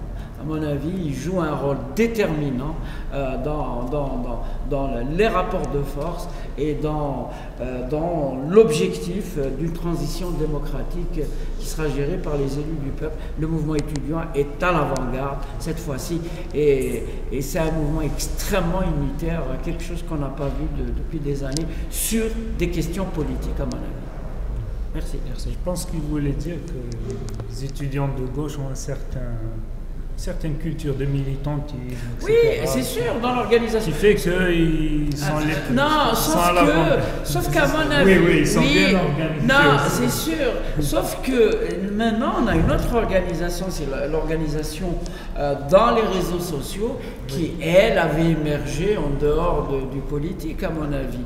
Elle a émergé en dehors du politique. C'est sûr que vous prenez le comité de liaison de Tizi Ouzou et les comités autonomes à Bdjaya, ça fait des années qu'ils sont sur le terrain, qui se battent dans des trucs et qui ont, et surtout qui se connaissent, etc. La confiance est extrêmement importante. C'est pas le cas dans des... Et Dahou a raison de dire, on a une très grande différenciation. D'ailleurs, on le voit, Dahou, l'organisation des étudiants de l'ENP, de l'INA, de l'EPO, elle est complètement différente. Et de l'INI, elle est complètement différente. On est dans une élite sociale qui rentre avec 15, on les voit avec même, on les voit très très bien dans leur organisation, ils sont pas nombreux, ils ont le temps de se connaître, etc. Va mobiliser, et d'ailleurs on le voit, dans les autres, on voit comment le mouvement, en fait, c'est ça ce qui est intéressant, Dahou, c'est que malgré cette différenciation, c'est que le mouvement qui a émergé le 26, c'est qu'il a permis en fait aux gens de se connaître grâce à ce mouvement populaire qui a permis aux gens d'établir une confiance. La confiance, elle est dans le soutien, dans le mouvement populaire. Et ça, c'est extrêmement important dans des universités où c'est extrêmement différencié, etc., où les gens n'arrivaient même pas à se mettre d'accord sur des questions pédagogiques élémentaires avant le 26 février, avant le 22 février. Et là, on le voit, ils sont sur des questions politiques extrêmement... Ça fait combien? On ne l'a pas vu depuis même l'UGMA n'avait pas eu cette unité. Et là, on est dans un mouvement extrêmement unitaire et qui est en train vraiment de faire bouger les rapports de force, en train de faire reculer le noyau dur du pouvoir algérien. Merci. La deuxième question de la dame sur le mouvement des femmes, pour l'égalité. Oui, je suis d'accord avec Delala, elle a raison. Il y a le groupe de travail des étudiants qui était vraiment, dans les années 80, extrêmement... oui, la question, c'est l'université a joué un rôle clé dans les luttes pour la citoyenneté. Ça c'est absolument important. Pour les droits des femmes. Oui, pour les droits des femmes. Oui, il y avait le groupe, par exemple, du travail des étudiants des étudiantes qui avaient extrêmement... Et puis, c'est sûr que l'université a été vraiment... Et c'est vrai que maintenant, on n'a plus ce backup de lutte sur la citoyenneté. Mais on le voit quand même, d'un point de vue sociologique. Moi, j'ai fait quelques marches, pas toutes, sinon donc j'ai pas pu faire toutes, mais c'était un peu absent à un moment. Et à mon avis, il y a énormément, c'est le retour de la mixité. Le retour de la mixité très forte dans les marches et beaucoup de leaders étudiantes. Moi, je les vois à Bebzouar, à l'EPO, là où j'étais à l'INA, j'étais faire une conférence. J'ai vu beaucoup de leaders étudiants. Ça fait des années que je n'ai pas vu ça. Ça fait des années, et qui vraiment dirige le mouvement à l'USTHB, dans les 8 facs en plus, à l'USTHB, il y a 42 000 étudiants. Particularité de l'USTHB un peu, c'est que on a la plus grande concentration d'étudiants sur le site, hein, pas le plus grand nombre d'étudiants, mais sur le site, il y a 42 000 étudiants, on le voit très très bien, émergence de leaders étudiantes vraiment, et surtout sur AlGest, les trucs que j'ai pu voir, l'INI, l'ENP, l'EPO et l'INA. On voit ça fait un bon bout de temps que je n'ai pas vu dans les mouvements étudiants cette émergence d'étudiantes qui dirigent. Non, je trouve ça extrêmement intéressant.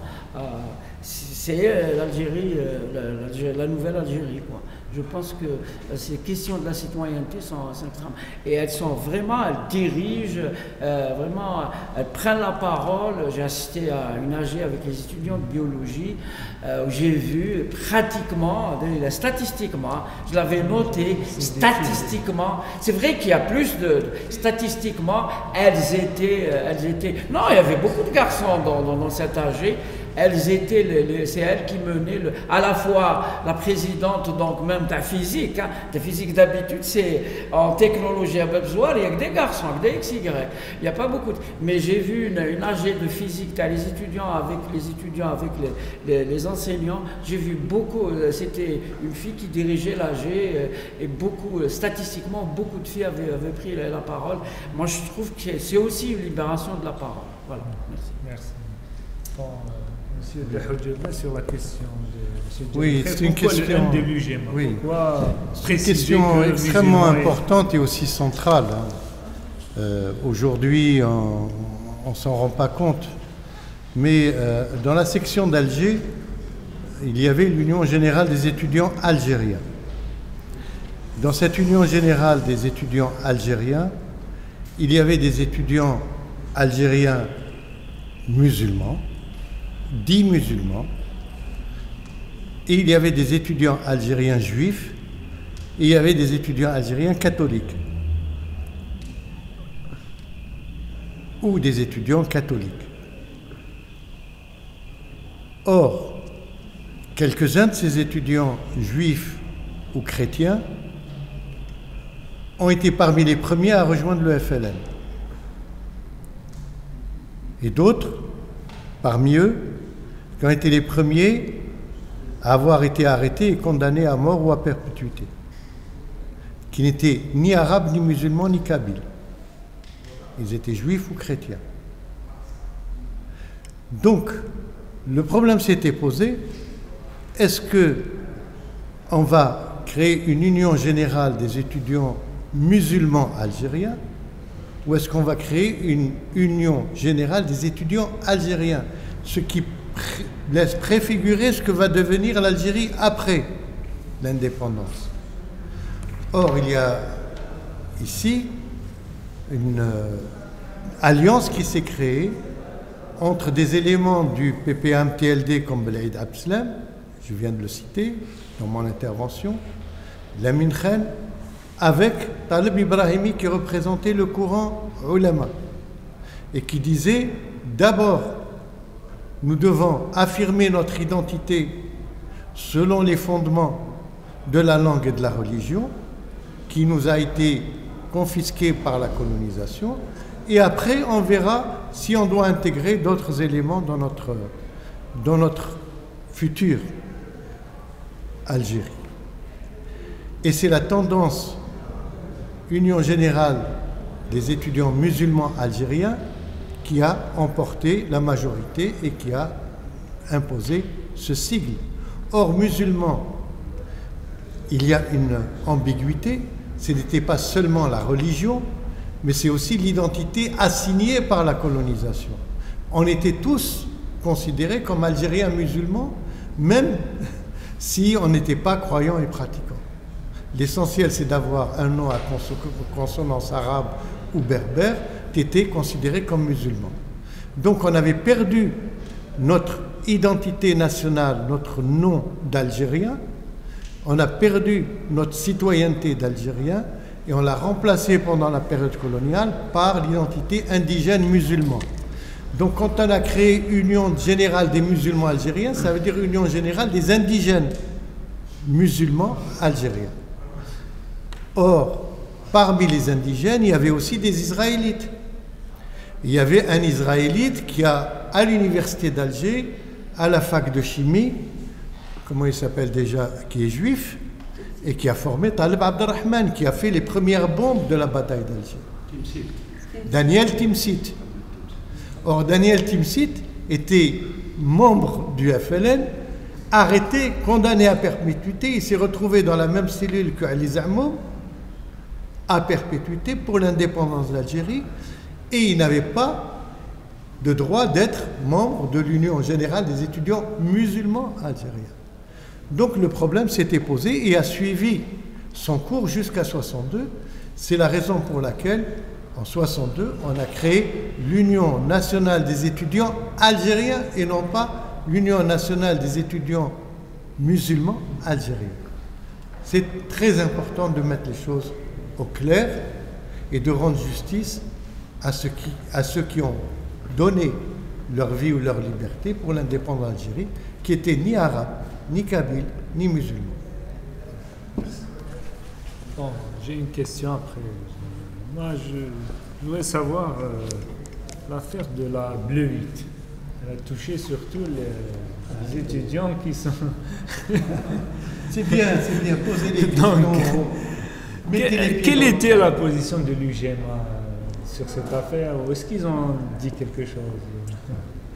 Donc, on prend d'autres questions après. Si vous voulez. Alice, venez.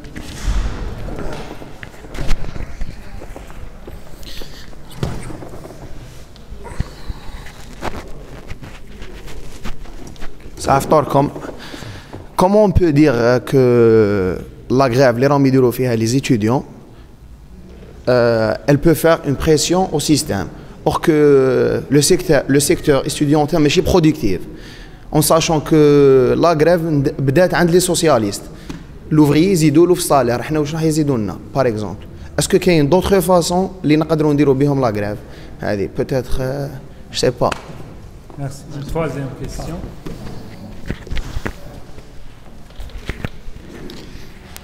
Bonsoir. Ma question c'est par rapport au nationalisme algérien, la naissance du nationalisme algérien. Et elle est sur comment l'islam a pu prendre une part très grande dans ce qui va faire après ce que veut dire un Algérien. Parce que ce que voudra dire un Algérien. Parce qu'avant les années 1920, il n'y avait pas l'Algérie. On ne savait pas qu'est-ce que ça voulait dire algérien. Ça ne voulait rien dire, il n'y avait pas ce mot algérien. L'algérien, c'était défini d'abord par le territoire colonisé par la France. Donc, ma question, elle est comment l'islam a pris toute cette place dans la définition de ce que veut dire un Algérien et pourquoi. Voilà. Bon, réponse. La première, c'est ma question sur la blé la position des étudiants. Alors, encore une fois, du point de vue historien, la question de la bleuite, il faut la poser et reposer tout le temps. Parce que ce sont des centaines et des centaines de jeunes Algériens qui ont rejoint les maquis, instruits, qui ont été victimes de la bleuite. Victimes innocentes de la bleuite.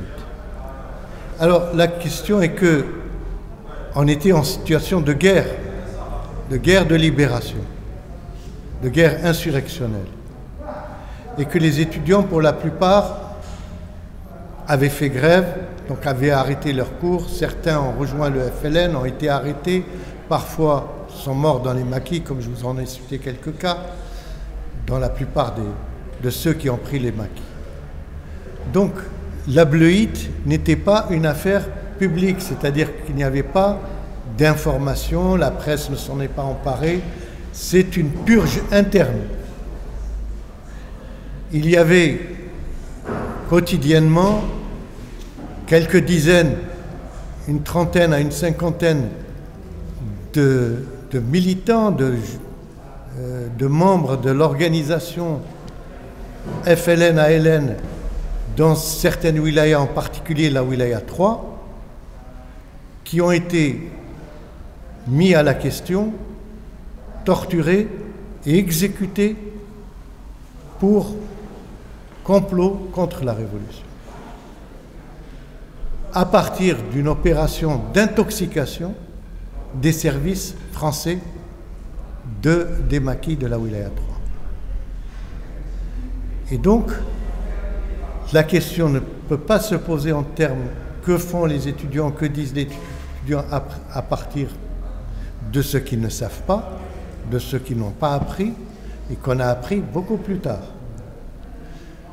Donc là, la question de la bleuite, je pense que s'il y a des mouvements de revendication identitaire légitimes, justes, il faut aussi qu'ils reportent leur regard sur les processus de liquidation d'une partie de l'intelligentsia algérienne dans certaines régions.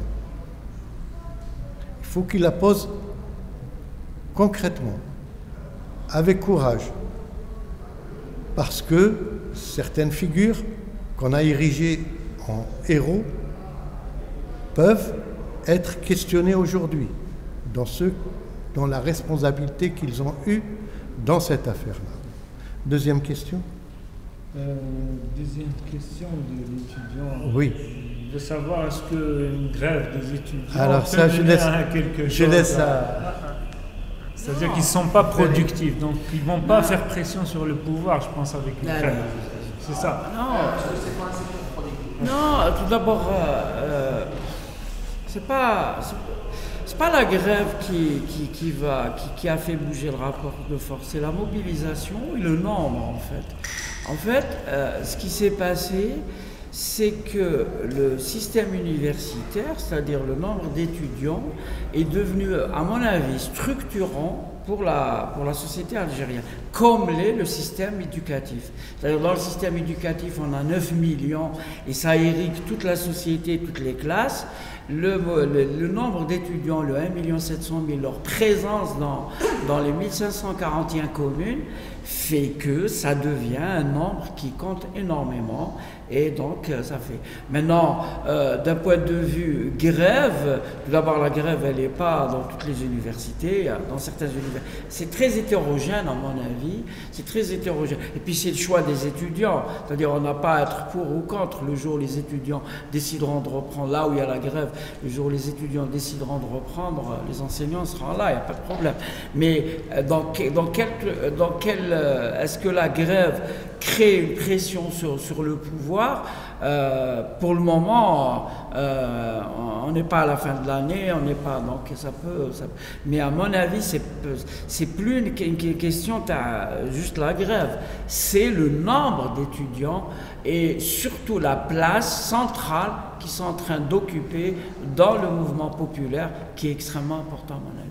Et surtout cette massification de l'université qui irrigue un continent, quoi. Ça va de Tamanrasset à Adrar, et ça c'est extrêmement nouveau dans le mouvement étudiant d'avoir une marche nationale sur les 48 villages. Ça c'est du jamais vu.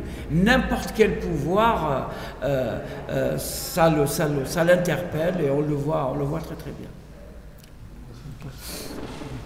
Sur la place de l'islam dans la naissance du nationalisme. Oui. Alors, il y a plusieurs moments, si vous voulez. En 1934,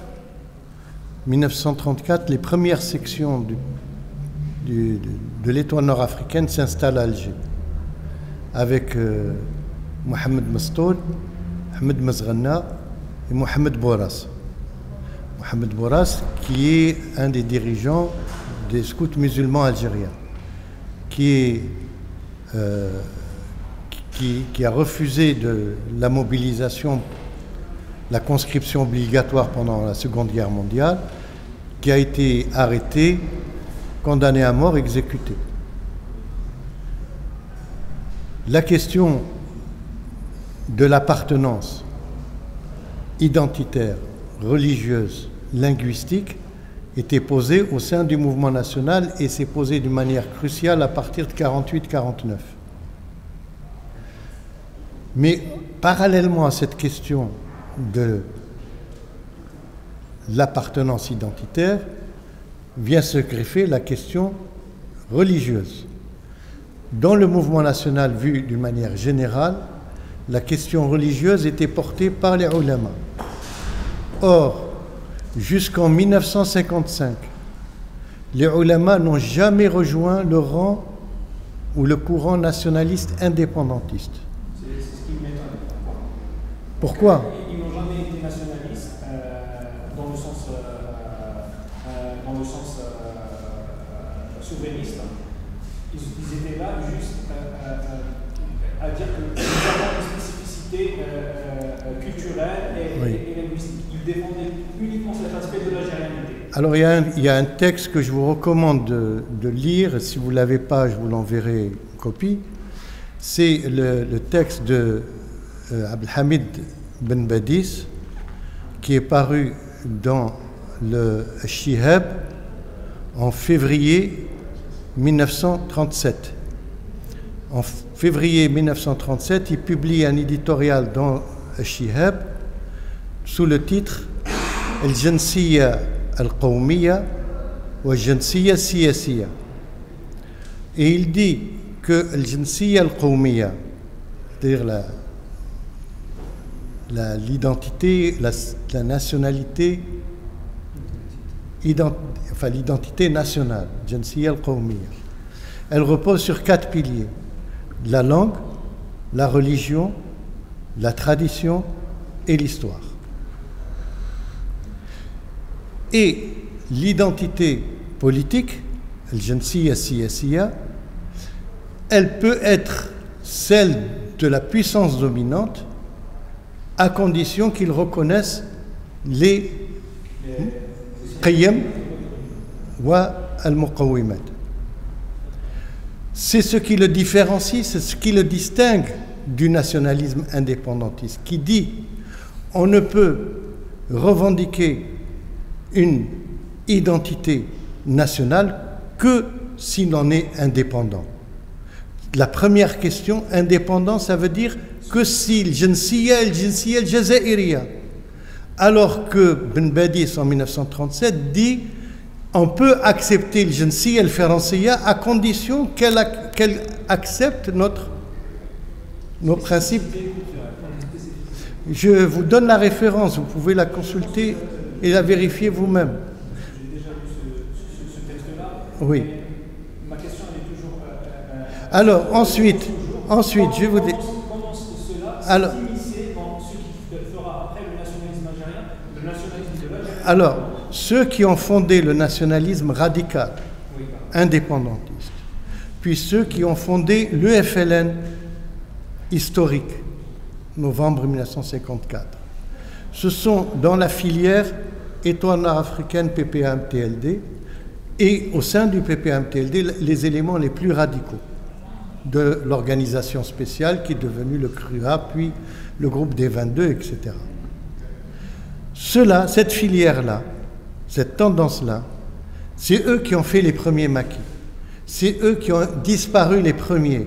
Et au fur et à mesure, le renouvellement des bases sociales de mouvements de libération a fait que cette tendance-là est devenue minoritaire par rapport aux nouveaux arrivés qui ont été drainés dans la culture des nawadi, al-jam'iyat, wal-madaris, wal-masajid al-islahiyya.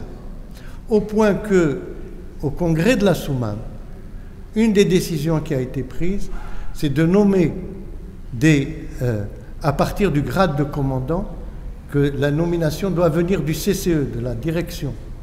Ce qui fait qu'on a parachuté dans certaines wilayas des membres des PC de wilaya qui n'étaient pas sortis des rangs de la wilaya et qui appartenaient à d'autres courants que le courant fondateur. De même qu'on a nommé comme représentant du FLN à l'étranger, au Maroc, en Tunisie, au Moyen-Orient et ailleurs, on a nommé des gens qui n'étaient pas dans le courant fondateur. Et c'est là que ça a posé des problèmes de divergence et de fracture au sein de la direction du FLN-ALN. Donc au fond, ceux qui ont pris le dessus progressivement par la disparition des éléments radicaux nationalistes indépendantistes, ce sont les éléments réformistes. Voilà. Merci. Est-ce qu'il y a une dernière question? C'est bon? Une dernière, allez-y. Venez.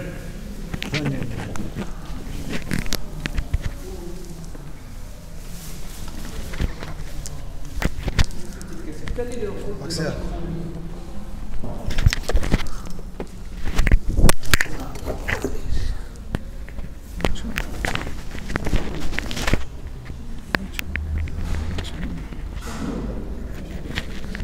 quel est le rôle de la bourgeoisie algérienne dès l'indépendance algérienne vis-à-vis de l'université algérienne en matière d'étudiants, d'enseignants, même d'administration à l'intérieur de l'université, spécialement dans les 2 premières décennies. Dans les 2 premières années. Décennies. Bon. Et je vous ai montré un tableau. Oui. Et pour ces radicaux nationalistes indépendantistes, quelle est la constitution de la nation pour eux?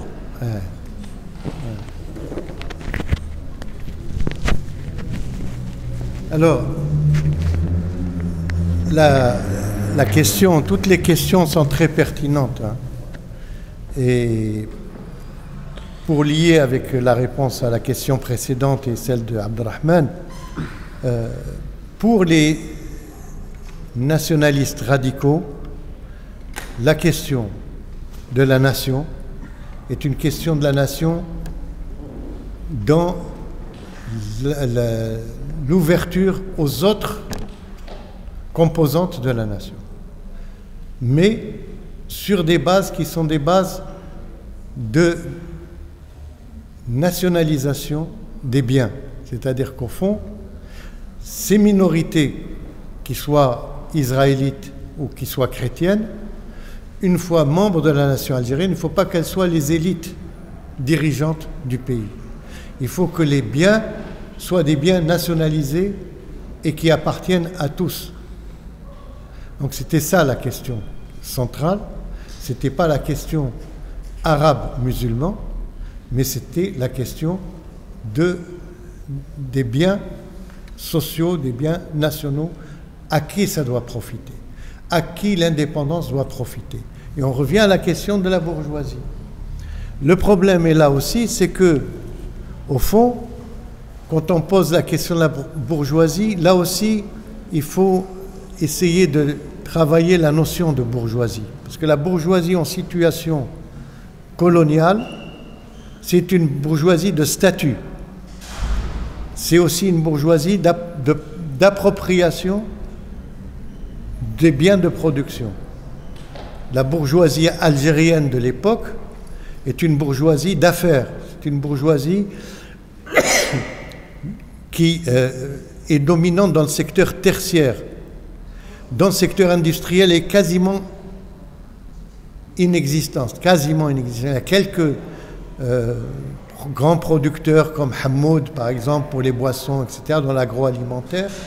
Mais dans la fabrique, dans les usines, dans les manufactures, il y a très peu d'industriels algériens. Excessivement peu d'industriels algériens. Donc la bourgeoisie, c'est une bourgeoisie marchande, c'est une bourgeoisie de négoce, c'est une bourgeoisie de propriété immobilière, de propriété foncière, et non pas une bourgeoisie industrielle. Après 62, dans les 2 premières décennies, la bourgeoisie est devenue à la fois une bourgeoisie de propriété, puisque très tôt, dans les premières années, ceux qui avaient de l'argent ont racheté au dinar symbolique, à l'époque, les biens des colons qui partaient. Les usines, les terres, les biens meubles et immeubles. Donc au fond, ce qu'on va retrouver à l'université, puisqu'il faut revenir aux étudiants, ce sont les enfants de cette bourgeoisie. Nous, enfants de manœuvres, de prolétaires, nous sommes arrivés en 1965 à l'université.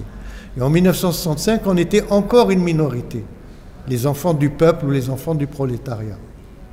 Parce qu'à partir des années 50, l'ouverture relative des écoles, des lycées et des universités nous a permis, nous, à arriver à l'université au milieu des années 60. Et on se retrouvait à poser la question donc de la propriété sociale, des biens sociaux. Et on se divisait sur cette question entre les libéraux, fils de la bourgeoisie, et les prolétaires qui essayaient de trouver une voie socialisante.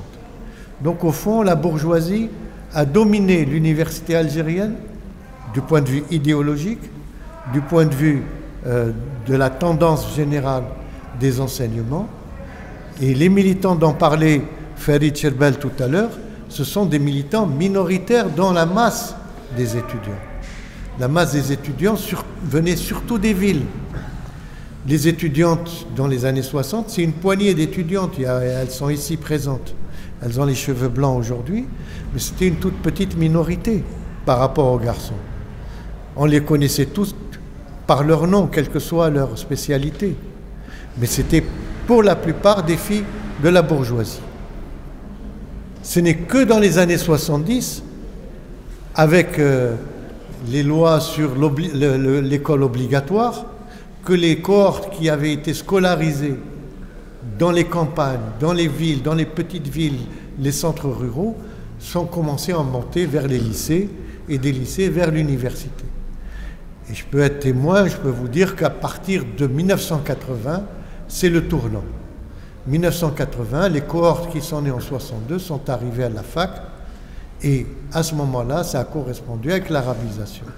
Donc au fond, la question de la bourgeoisie, il faut la voir en tant que bourgeoisie d'État accompagnant la bourgeoisie traditionnelle algérienne qui, elle, s'est investie dans d'autres secteurs et a envoyé ses enfants à l'étranger, pour la plupart. Merci. Un dernier mot, Farid. Non, ce qu'il y a, d'abord un dernier mot, je voudrais lire ma dédicace.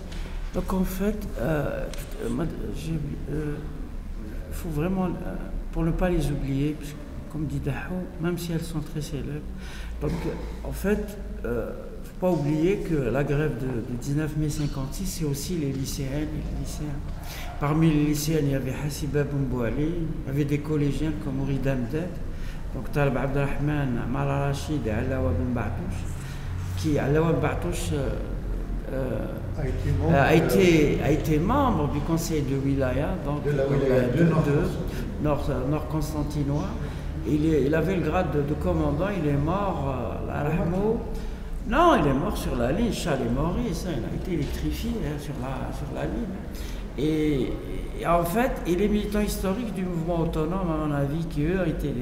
Donc il y a Kedar Beraqaa, membre du PAC, c'est membre de la direction de l'UNIA, qui va mourir dans la clandestinité d'une pneumonie, dans la grève 68. Il y a notre grand frère, Abdouan Asman, bien sûr. Il y a Mahmoud Mahdi Zorba, qui lui a été un des grands dirigeants de l'UNIA, arrêté en 68 et torturé, bien sûr, la Rahman. Et bien sûr, Ouari Moufar, le premier président de l'UNIA historique, j'ai eu vraiment la chance et l'honneur de rencontrer après la sortie de son livre. Et donc, je termine sur le projet. En fait, le projet de la bourgeoisie d'État sous Ouari Boumdine était extrêmement intéressant, puisque la réforme de l'enseignement supérieur, une des rares réformes, je n'ai pas dit peut-être la seule, qui va faire la connexion avec l'industrie, puisque toutes les universités des sciences, technologies, Oran, Constantine et Bebzoua vont être connectées au programme, au plan, enfin à la politique de développement et à l'industrialisation de l'Algérie, Et donc on le voyait très très bien, et à partir de la deuxième année, c'est vrai qu'il n'y avait pas encore les grandes cohortes qu'on va voir après 80, mais bien que pour moi en 80, le régime, l'arrivée de Cheb El Ahmo, c'est l'arrivée du néolibéralisme en Algérie. C'était vraiment une contre-révolution, au sens où ça va remettre en cause même les acquis du 1er novembre 1954, et ça a culminé avec le régime de Bouteflika pendant les 20 ans. En fait, ça a commencé en 1919. Mais sur le projet de Boumediene Lahmo, c'est là où on avait vraiment une université qui était articulée sur le programme industriel et la société algérienne, et l'université était vraiment dans la cité, dans la ville, comme on l'a donc dans pas mal de pays. La question sur les Algériens qui étions-nous, est-ce qu'on était Algériens ou quelque chose, j'ai assisté il y a à peu près un mois et demi, à une soutenance de thèse à Paris d'un jeune Algérien de votre âge, de votre génération, sur citoyenneté, nationalité à la chute d'Alger, 1830. En 1830, sur la base d'archives consulaires, d'archives écrites, manuscrites et autres, il y avait une citoyenneté algérienne et une nationalité algérienne. Il y avait un État qu'on appelait la Régence d'Alger, et les habitants de la Régence d'Alger avaient la citoyenneté et la nationalité algérienne. Donc il y avait non seulement l'existence d'un pouvoir souverain sous la tutelle de l'Empire ottoman qu'on appelait la Régence d'Alger, mais il y avait aussi une population avec une citoyenneté et une nationalité algérienne, preuve à l'appui, archives écrites à l'appui. Donc au fond, c'est ça qui a été perdu en 1830, c'est à la fois la souveraineté, la citoyenneté et la nationalité. Donc ne vous laissez pas avoir par le discours du dominant qui dit « nous sommes arrivés dans un désert et nous avons fait naître une nation qui serait, enfin un État qui serait l'Algérie actuelle ». C'est absolument faux. L'Algérie actuelle est née avant l'arrivée des Français et elle est née surtout par la résistance de la longue durée du peuple algérien contre l'occupation et la domination étrangère. Merci M. Dahoud Jerbel et M. Farid Jerbel. Donc je remercie l'assistance pour leur patience et la pertinence de ces questions. Et la pertinence des questions et le débat enrichissant. Et on continue. Donc merci.